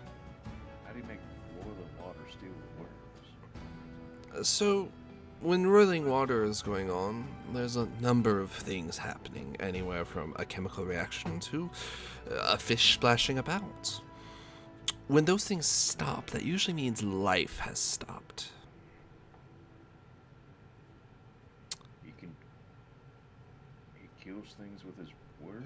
His conversation ain't very intellectually stimulating. Oh, he's a dumbass, I get you. Yeah. Yes. Back north, we're trying to be a little more polite and not so overt. It's.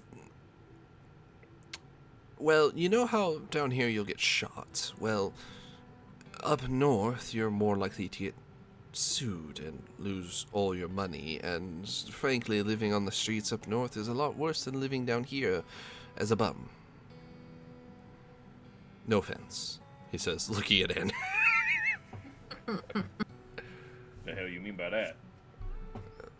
Nothing, sugar. But I've been up to New York once or twice, and yeah, I think slighting anyone up there is quite different from doing so down here. I'd much rather take a bullet than any of them socialites' deadly stares. So, on that topic, are we intending to put any laws in effect to punish people who do not fit the moral compass of a upstanding community? Not that death and execution won't be a thing, but I do find it concerning we don't quite have any sort of law enforcement as of yet, and we have structures up. Tight structures, and, you know, the leadership is more or less you four. Yeah, I was thinking of codifying something after I got this sorted out. Oh, are you a legislator? Not by trade, but I know a little bit. Oh, far be it for me Got a to touch of politics, so.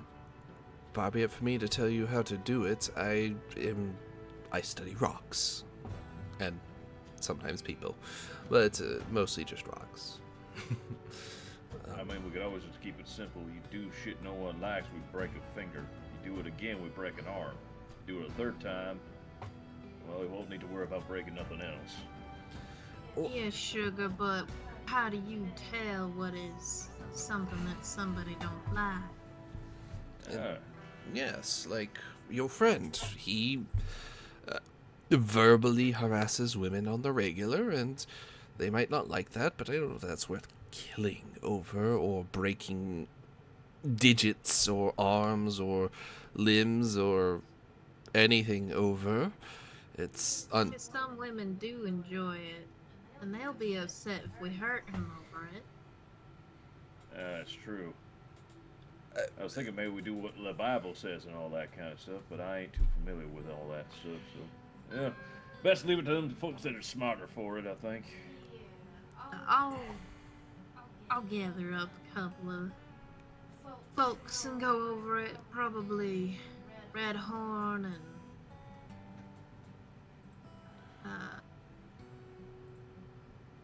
brain's dying. Ernest. I ain't know how much he knows, but he's a well-educated individual. I'm sure between him, myself, and maybe Red Horn and Joshua, we can come up with a well-rounded and accommodating set of rules or laws, however you wish to define them. We don't really have anything out here on our own, and by technicality, we are breaking the law being here and trying to settle. So, laws will have to be something we enforce ourselves. With your help, of course. He'll gesture towards Ander, and he'll look towards Natalie. I assume we are not outlawing gambling and vices? Absolutely. Fuck, I hope not. As much as I would love to clean them up and get them all proper, I think that just ain't quite in their natures. I think it'd be like trying to wash a clump of dirt. Take it all away and there ain't nothing left. Yeah, not to judge or anything, just curious. I wish to be at the forefront of knowing what to expect with this community. I guess on that note, do you have a name for this settlement?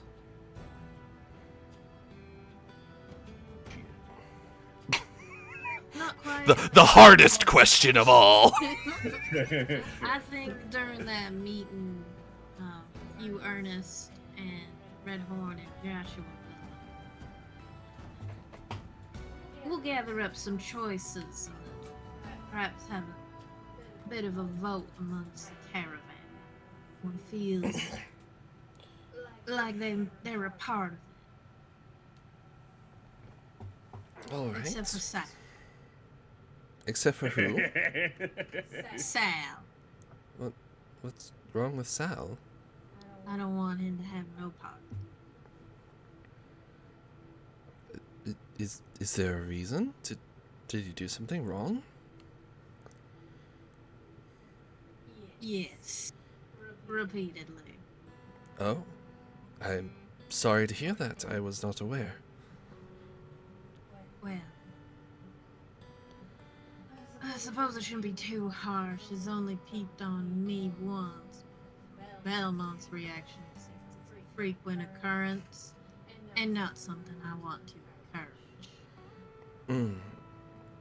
Is he with the one woman, Miss Belfast? Yeah, I think that's his cousin. Or No. Belfast is the whore. Oh no, not Belfast. No. He's with Amy. No. I mean, I've seen him and Miss Belfast make not so subtle rushes behind houses and into bushes. I assumed they were a very frolicking couple of some sorts. No, Miss Belfast falls under the same career as Natalie here, and Sal is Easy a money. numbskull. Yes, easy money. That's a good. But still, he has... Hold on now. I'm a little lost on who's who. Mr. Belfast. You seen Doreen, that pretty little girl that hangs out outside our cabins every night? Yeah, she talked to me all pretty like too. Yeah, her name's Doreen Belfast. And Oh. Sal, yes, Sal Lindenmeyer is a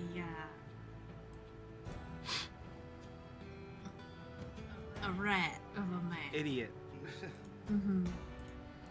I'd consider him worse than your companion, Arnold.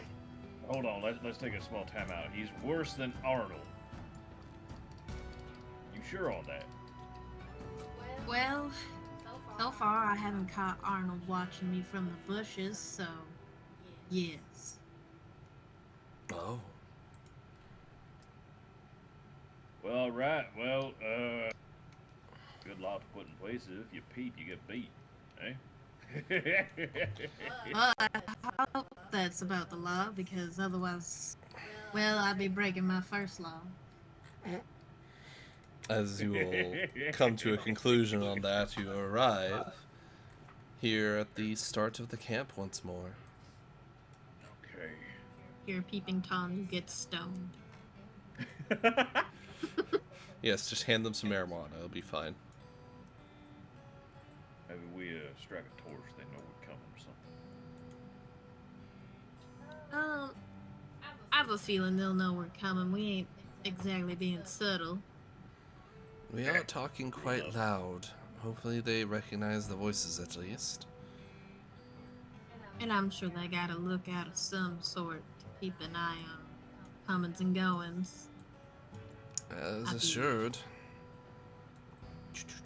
I'd be a little disappointed if they didn't.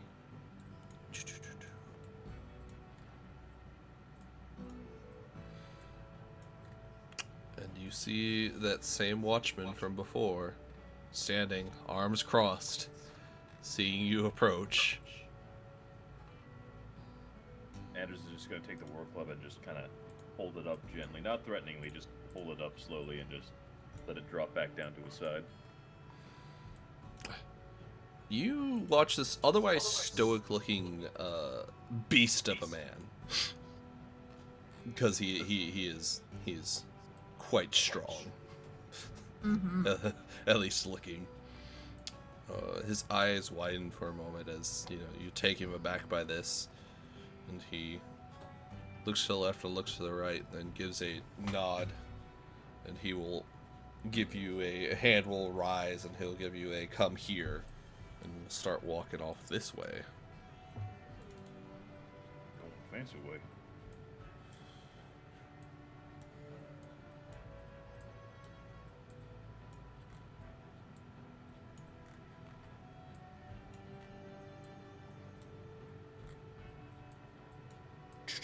He kind of pushes past the bushes.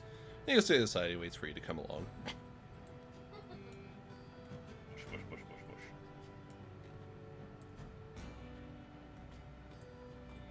push.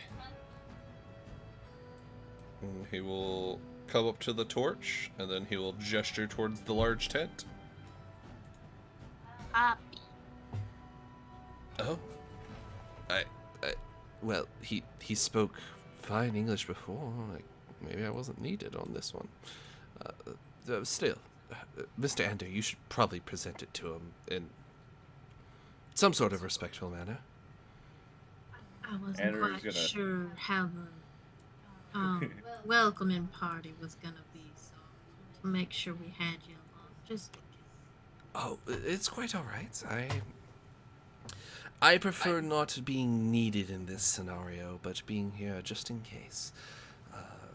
I feel I sort of make a bit of a fool of myself just having the conversational aspect of the language. The large man kind of looks over and head tilts at all of you, like, oh, wait, Ander. He'll pat Anders back. Go present the tool thing to them.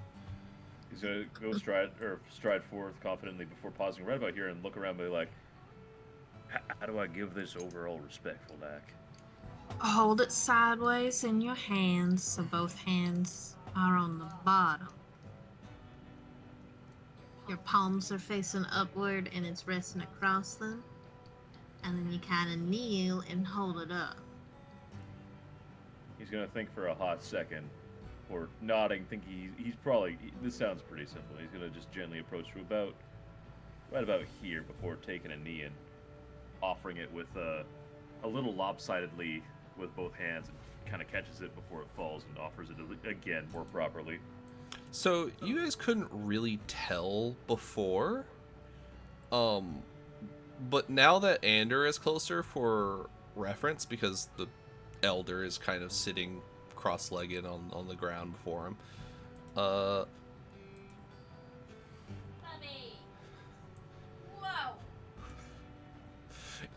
Ander, this sitting dog is about as tall as you kneeling. He's gonna look over and be like, that's a cool dog. Dog sitting is taller than Ida May. That's a big dog.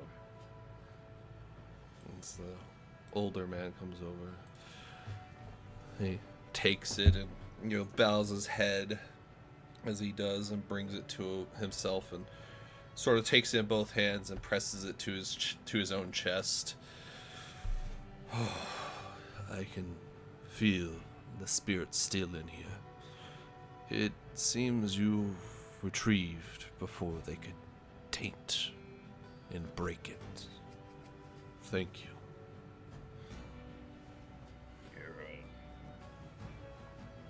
You're most welcome there, sir. He's gonna stand back up and take a half step back. Back onto the hill. We weren't easy, but there we go. Adame, maybe you should do the fancy talking here. I ain't nothing too good with this. He's gonna let Adame stroll on forth. Those eyes of the wolf watches you two sort of swap positions, and they focus in on Ida May, just sitting there, eye level with you.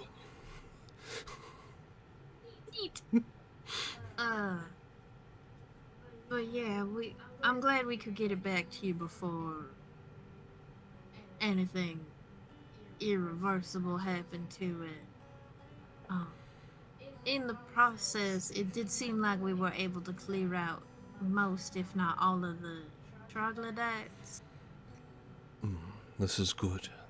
It will help what relations we have with others heal. That's good.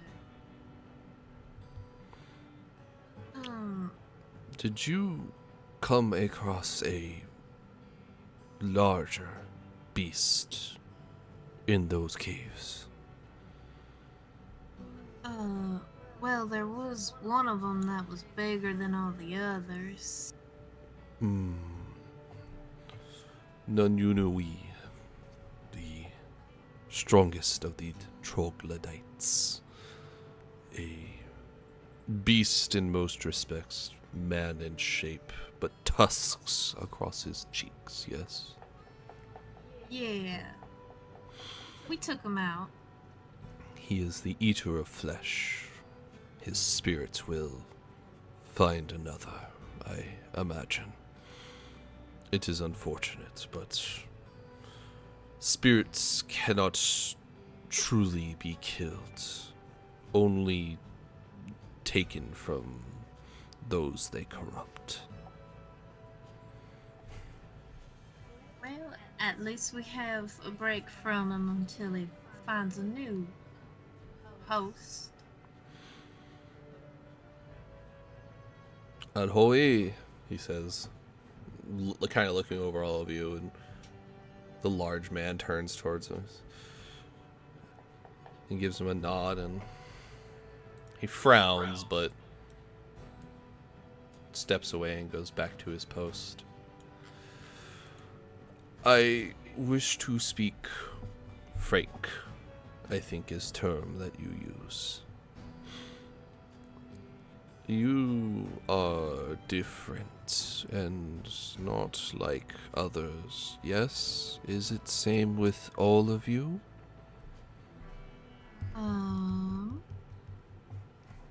Almost. Mordecai Sugar, why don't you head back with him as well? Maybe you can get to know more about this group specifically. It'd be real helpful. Sure.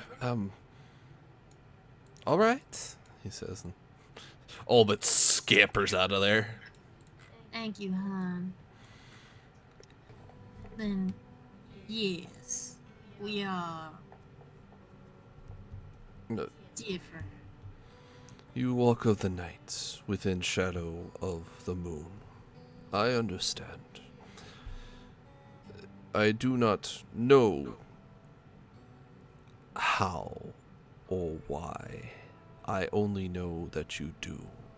Much like Nanyunui, you have a spirit in you. Just not the same as his. Or maybe not as evolved, grown. It matters little. You have done a great service to us. For it, Sash I actually don't know how to pronounce this, so I'm probably gonna butcher it. Maitso wishes to guide you. Not permanently, but for a time. You may enter my tent and I will stand watch. He will come, he will take a seat, cross his legs, and set the warhammer on his knees. Straighten his back with a loud crunch as he straightens his spine. And the wolf looks to him and then looks to all of you and then turns and steps into the tent. Ida May will look at Ander and Natalie and gives them a look of like, don't say anything. I know this is weird. Don't say nothing. Anders is physically restraining himself from trying to like ask several questions right now. Yeah. Feel that it's a little bit better at this point to bite our tongues. The flap falling shut as you enter. It almost feels soundproofed in here. Not that any of you would know specifically what that means, but from a talking to the player standpoint, it feels soundproof. Like you don't hear any of the crackling of fire or anything else from very near to the tent.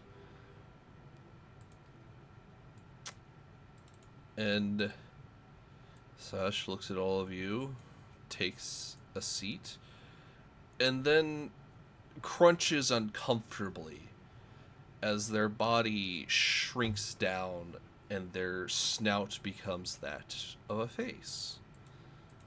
And they go from being a wolf that's sitting to a woman that is sitting.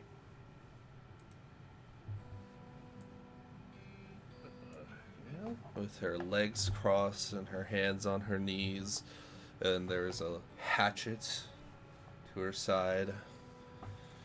Their clothes kind of like meld out of the fur as the fur falls away and sort of disintegrates into nothingness. She rolls her neck a little bit and then adjusts her shoulders, her teeth going from, wolf-like to human. And her hair coming out, she flicks it behind her a moment.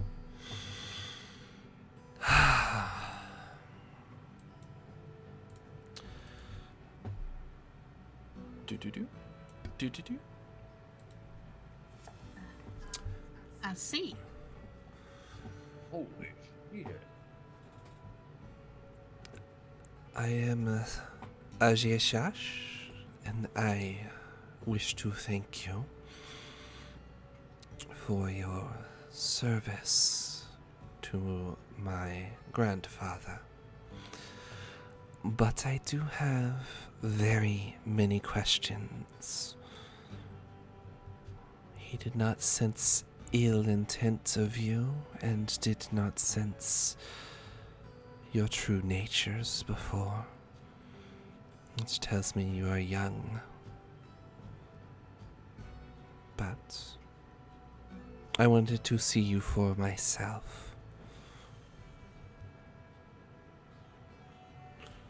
Yeah, we're a little new to this. We really don't want to cause any trouble. Genuinely, we want to establish our settlement, keep the peace as much as possible. So you said to my grandfather. Then, why do you wish to settle so close to us?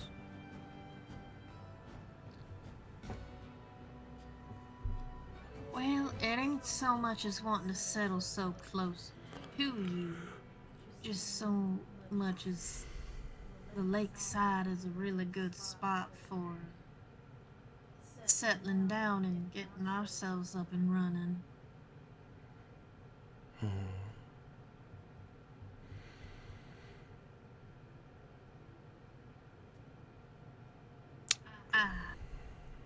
I know it ain't ideal, but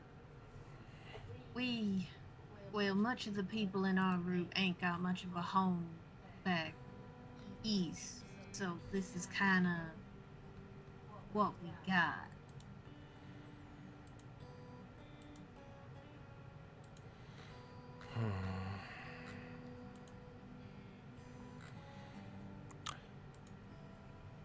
And when we move for the winter season, will we come back to a land cultivated as you and yours do?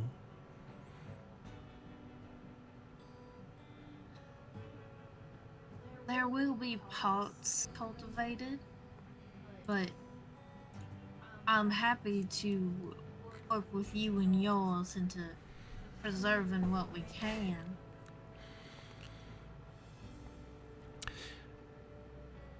There will be more than working. This is not a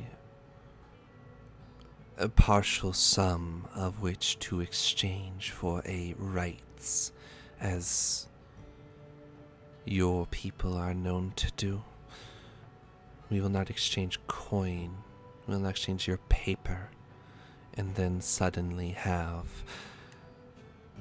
less land for pennies. There will be land untouched and unperverted by your insatiable hunger for more, and that land will outrank that of which you are allowed to take. Whether your government chooses to acknowledge it or not, I don't care. There are more like me that will come for your throat if you are not careful. I am doing my best to negotiate that which where my kin would prefer simply to annihilate. So, you will do your best to keep your people, your cattle, from spreading further than is necessary to give them a spot to breathe above water and without flagellation of the land. But to stray beyond that for any more than sustenance, and you will find your throats as easily punctured as their throats are by your mouths.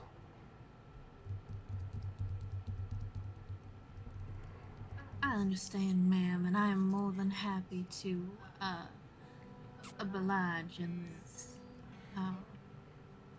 I don't plan to make our little settlement anything prosperous or overgrowing or over-raising anything. My goals are just to sustain ourselves and a little extra for trade. Mm-hmm. I know my word don't mean too much, but I really do want to work with y'all instead of against y'all.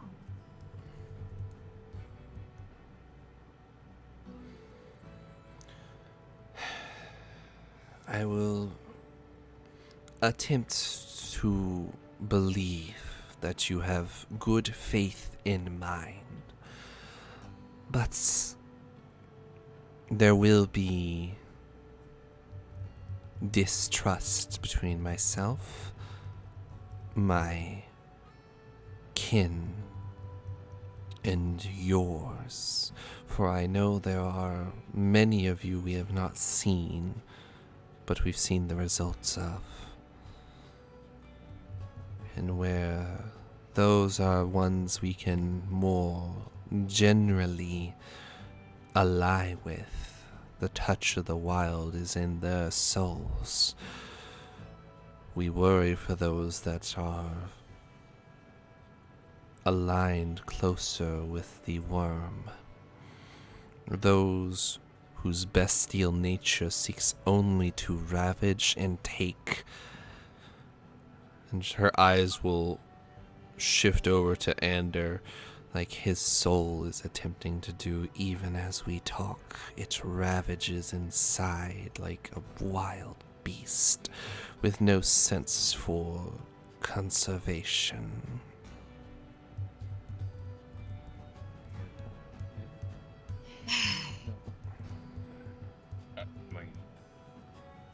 Well, luckily I'm keeping a close eye on him. But if there's anything I can do to prove my ability to work with y'all, I'm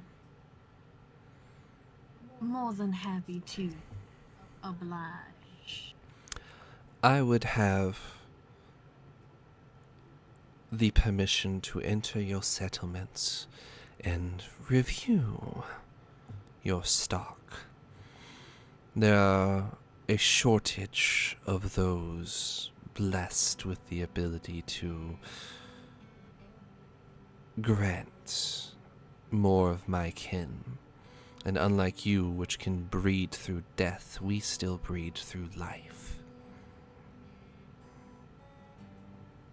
Oh, I think I understand, Sugar. Certainly,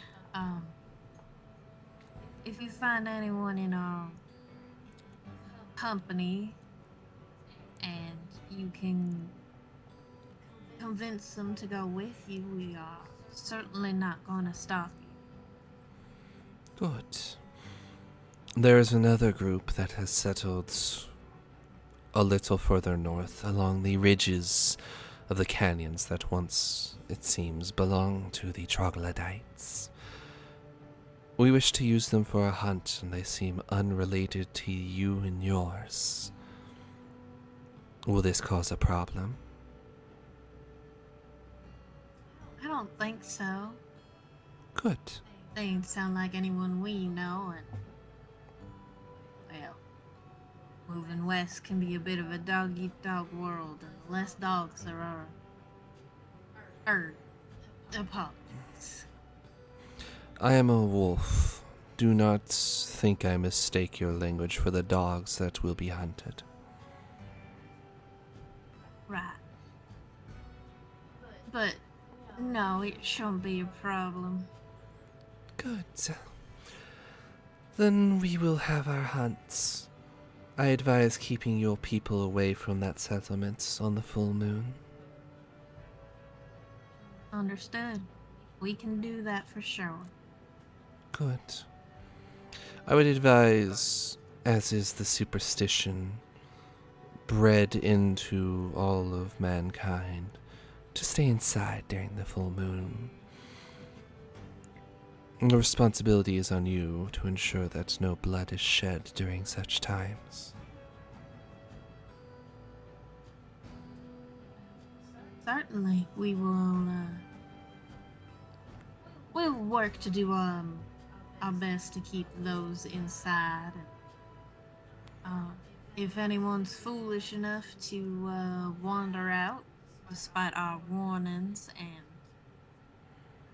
rulings, then that is on them.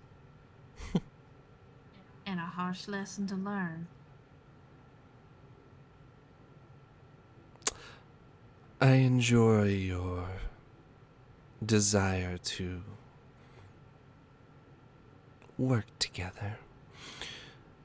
That is all I had to speak on. You may leave now. Actually, I had one sort of question, if you don't mind.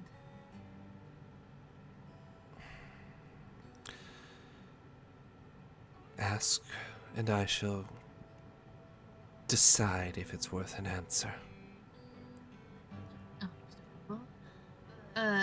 Clearing out the cave towards the end, there was one beast in there we didn't get.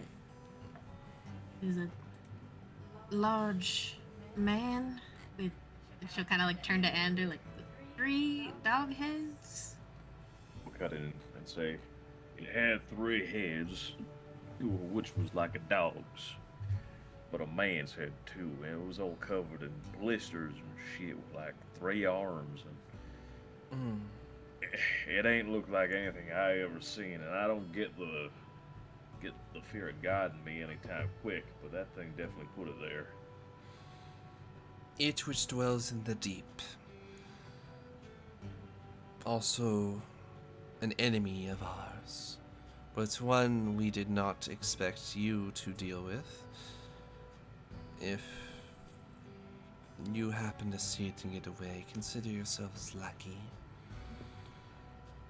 It will likely seek either recompense and blood for blood, and it will likely come at some point. If, at the very least, it will come out from its dwelling to feed and consume those who travel too closely to its nest. I see. Does it breathe?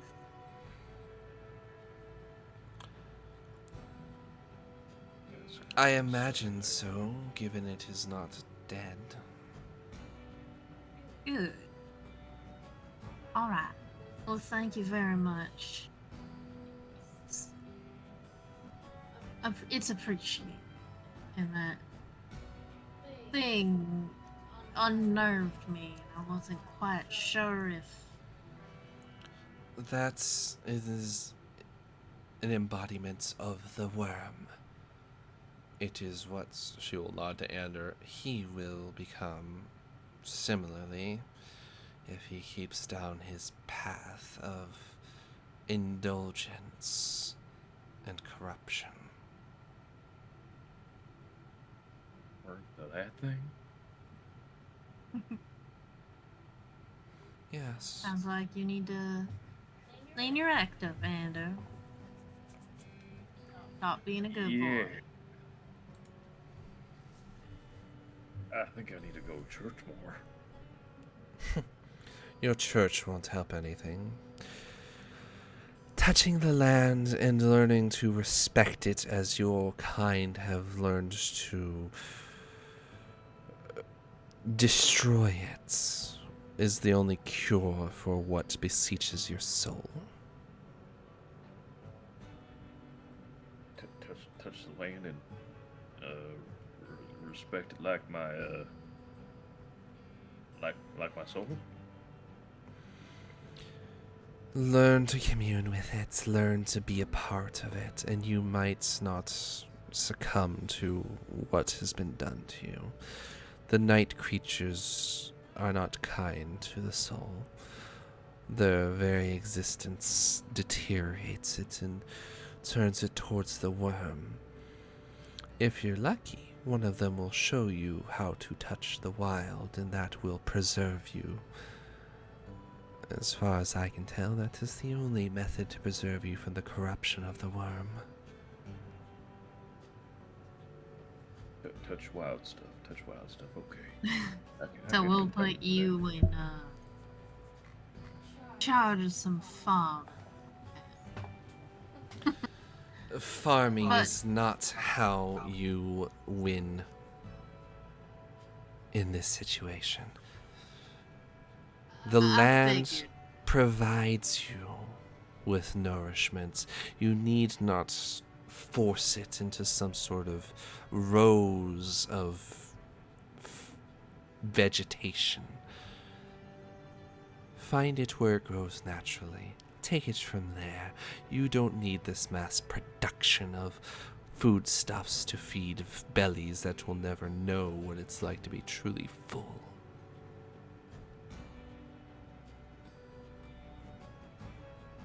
I understand. And And I. Hey, Ida, give me a self-control check. Difficulty 4. Cool. Okay.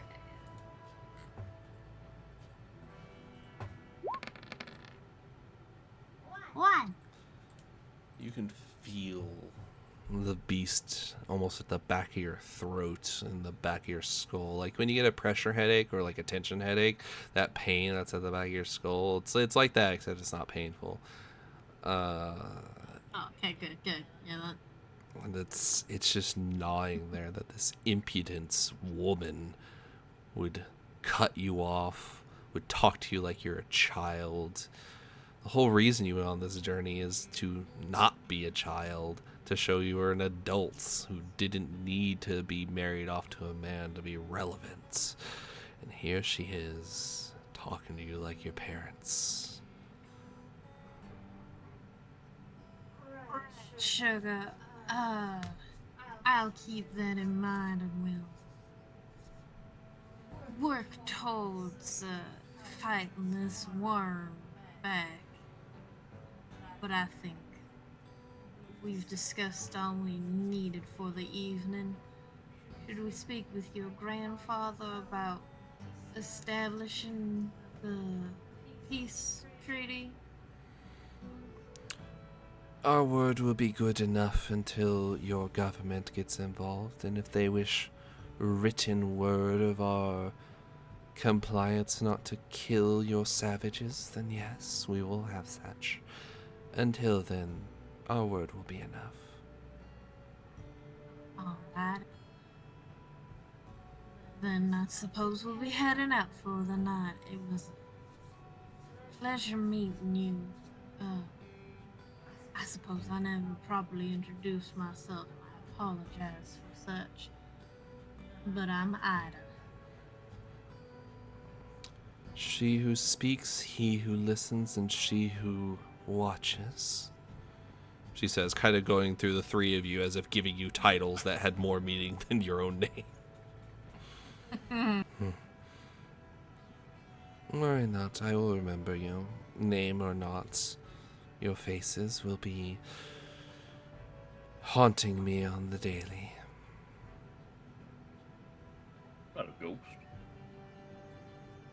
Well, The other kind.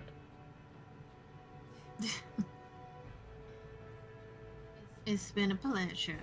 She's gonna give her a dip of her head and kind of usher the other two out. Gonna grunt and more out of habit than anything else and follow him out, and for a moment does like the awkward like bow thing and then just dips out quickly. Natalie? Light nod. Yeah, just giving a light nod. Finding my way out. Grandfather will look to the three of you as you exit.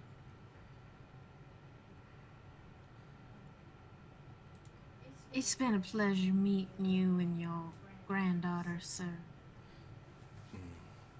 I hope that going forward our communities can work together peacefully. And I look forward to keeping that peace. Of course. Travel safe in the night. Do not follow the owl hooting. I appreciate your advice. Thank you. Her head and begin heading out. Yep. You guys can head back to where Big Man is at OE. Who is And currently on the way.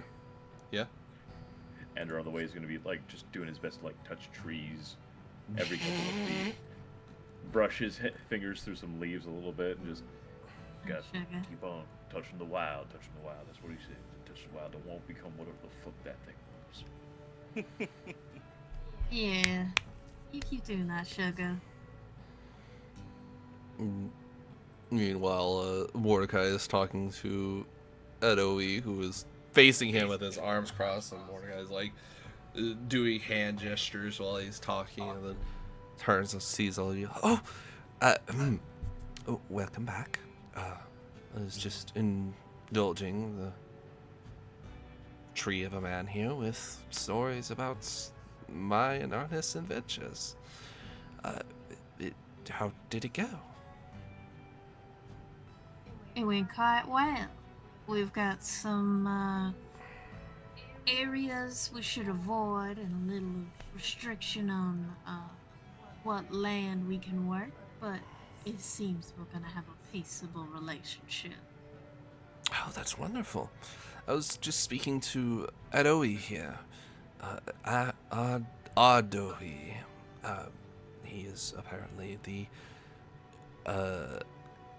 middle child, more or less, of the village, and he is quite strong. They believe he is the spirit of a bear in him. Quite astounding, really. I can see that. And Ida May will give Adohi a small nod of her head. He is curious what will come of the future of us. I assure him that we will likely be friendly neighbors. We are not interested in taking any of this land, and simply wish to have our little cultivated village. I hope I'm not lying in any fashion. Absolutely not, Sugar. We're definitely. Wow, that sounded really disingenuous. No, Sugar, you ain't lying at all. I'm 100% behind peaceable actions if we can. I'd rather work with our neighbors than work against. Excellent. Well, on that note, I guess we should get going. He'll look at Adohi and give him a curt nod, and Adohi will simply give a slow nod in return and mutter back something in a language I cannot personally speak, so I will not attempt. Understandable. Goodbye. We'll turn and start walking off. Yep. Ida will give Adohi another small nod and a little wave. And Head we'll on do out. the awkward hand wave or raise of a hand and lower it before kind of nodding and leaving awkwardly again. Just take it. Big awkward boy. Yeah, we'll just kind of walk out. Give Mordecai a bit of a, Well, so she warned us that there are more creatures that come out on the full moon. So on those evenings, it'd be best if we all tried to stay inside if we can, within the village limits, at the barest minimum. So, Gotta keep- what, why the full moon? Not quite sure. I didn't ask too hard on it, but I trust them having been here so long that they would know the dangers of what's around us. Alright, well, I'm not one to judge the people who have lived here for centuries. Maybe there's more of those troglodytal things hiding in the shadows or some such. Hopefully not. I would not like to have any of those cannibalistic creatures roaming about, but... For the most part, it seems they're taken care of, but we should stay away from those cliff sides where we found them. Very well. Just to be safe. The tunnels weren't too safe. I don't want anyone getting hurt. Besides, we don't really have much need of that land over there. It ain't fertile and just out of the way. Of course. Well, far be it from me to say anything against that, except for the fact that we still need to map a lot of that area at some point. If at all possible, I would like I understand. to do that, Ernest and I. Obviously, Adume will kind of come up beside him and wrap her arms around one of his. Certainly. We'll make sure y'all can get your chance to plot it out. Preferably during the daytime hours. I'll be worried about y'all out there after dark. oh, I'm sure with someone like Ander and his shooty boys and some of the other protectorates of the village, we would be fine. Sugar, have you Let's ever not tried go to quick. shoot in the dark? Me? No. I've touched a gun in my life. It's difficult enough to shoot in the daytime, but to try and shoot into the dark when you can't see nothing? Friendin' folk get a little confused. So it just make me personally feel better if y'all only did your mapping during the day. Alright? Alright. As you wish, Miss Kelly. Sorry to impose. Just it's easier to charge when we're not forced to return on every day. It'll be fine. We'll make a understand. workaround. I know it's a bit tedious. Y'all's safety is my top priority, and I'd hate to lose any of y'all because of some silly slip up in the evening, whether that's tripping over something in the dark you didn't see, accidentally pissing off some kind of beast out there. Or trespassing where you don't mean. Mm-hmm.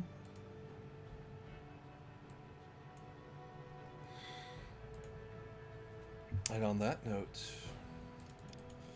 we will end here this evening with a nice story to be wrapped up as you have returned the requested item to the local tribe.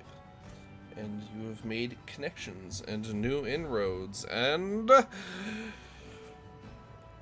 we will be doing a time skip from here. Sensible. We will be jumping forward a whole darned year. Whoa! Yeah. Boy. Holy shit! But, Yeah. Real Okay. quick, would I be able to bring in my boys before that time skip? Because that's a year-long wait. That will be part of that. Okay, cool. So Good. small stuff we Boys haven't are got. part of it. Small stuff we have not gotten to that is sort of like the things you don't really have to do a big scene for. We call this blue booking, or we either turn it into a role or we go, yeah, no, that can happen between now and then. There's no need to have a scene or a hard discussion on it. There might be some inquiry on like, what are you going to tell them? How are you bringing them in? Are these going to be your soldiers, so they're kind of in the know as much as they need to be to work as your soldiers, or are they going to be kept on the fringes and you're just blood bonding them to keep them more eternally loyal to you? That sort of stuff. So we'll discuss that later. For now, this ends the Foundations of the Damned story, where you all have set up your foundations for what you want to do. You've blood bonded a good deal of the people that you need to blood bond, and we'll be jumping ahead a year so I can justify having some of the structures you wanted made and how you wanted them made and that sort of stuff. For reference, Yay.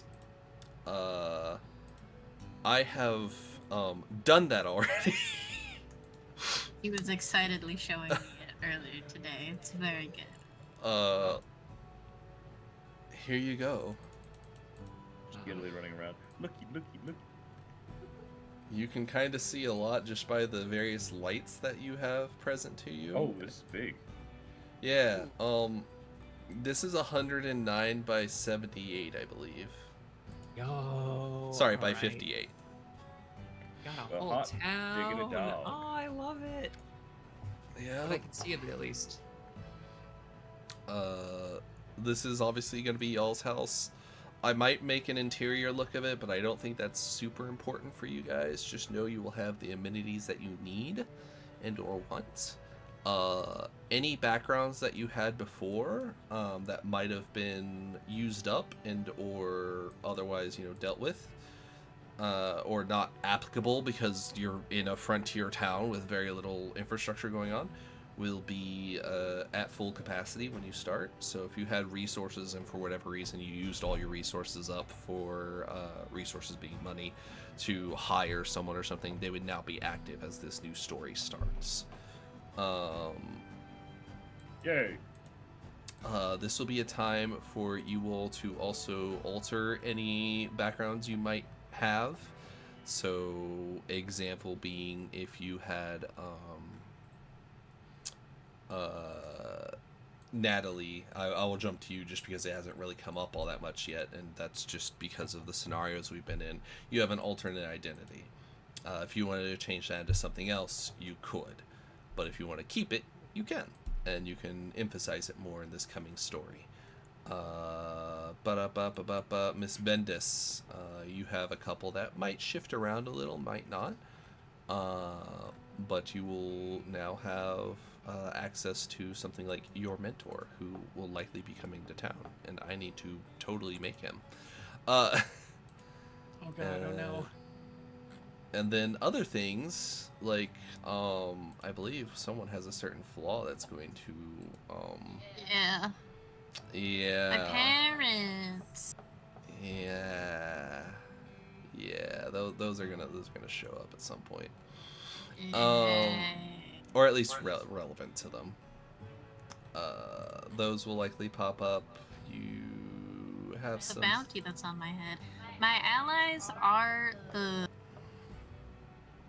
girls back home, her friends she had, so I don't know. I'm debating on in my head what I'm gonna do with that. And then the influence. I'm probably gonna keep the influence because, well, it's not the same influence of her family's last name. You've effectively is made now- yourselves leaders here. Yeah, she's like, well, this is my town now. You'll also have opportunities to talk to each of your sires and or cross sires and be like, hey yo, about that cool flesh crafty stuff that Howard could do.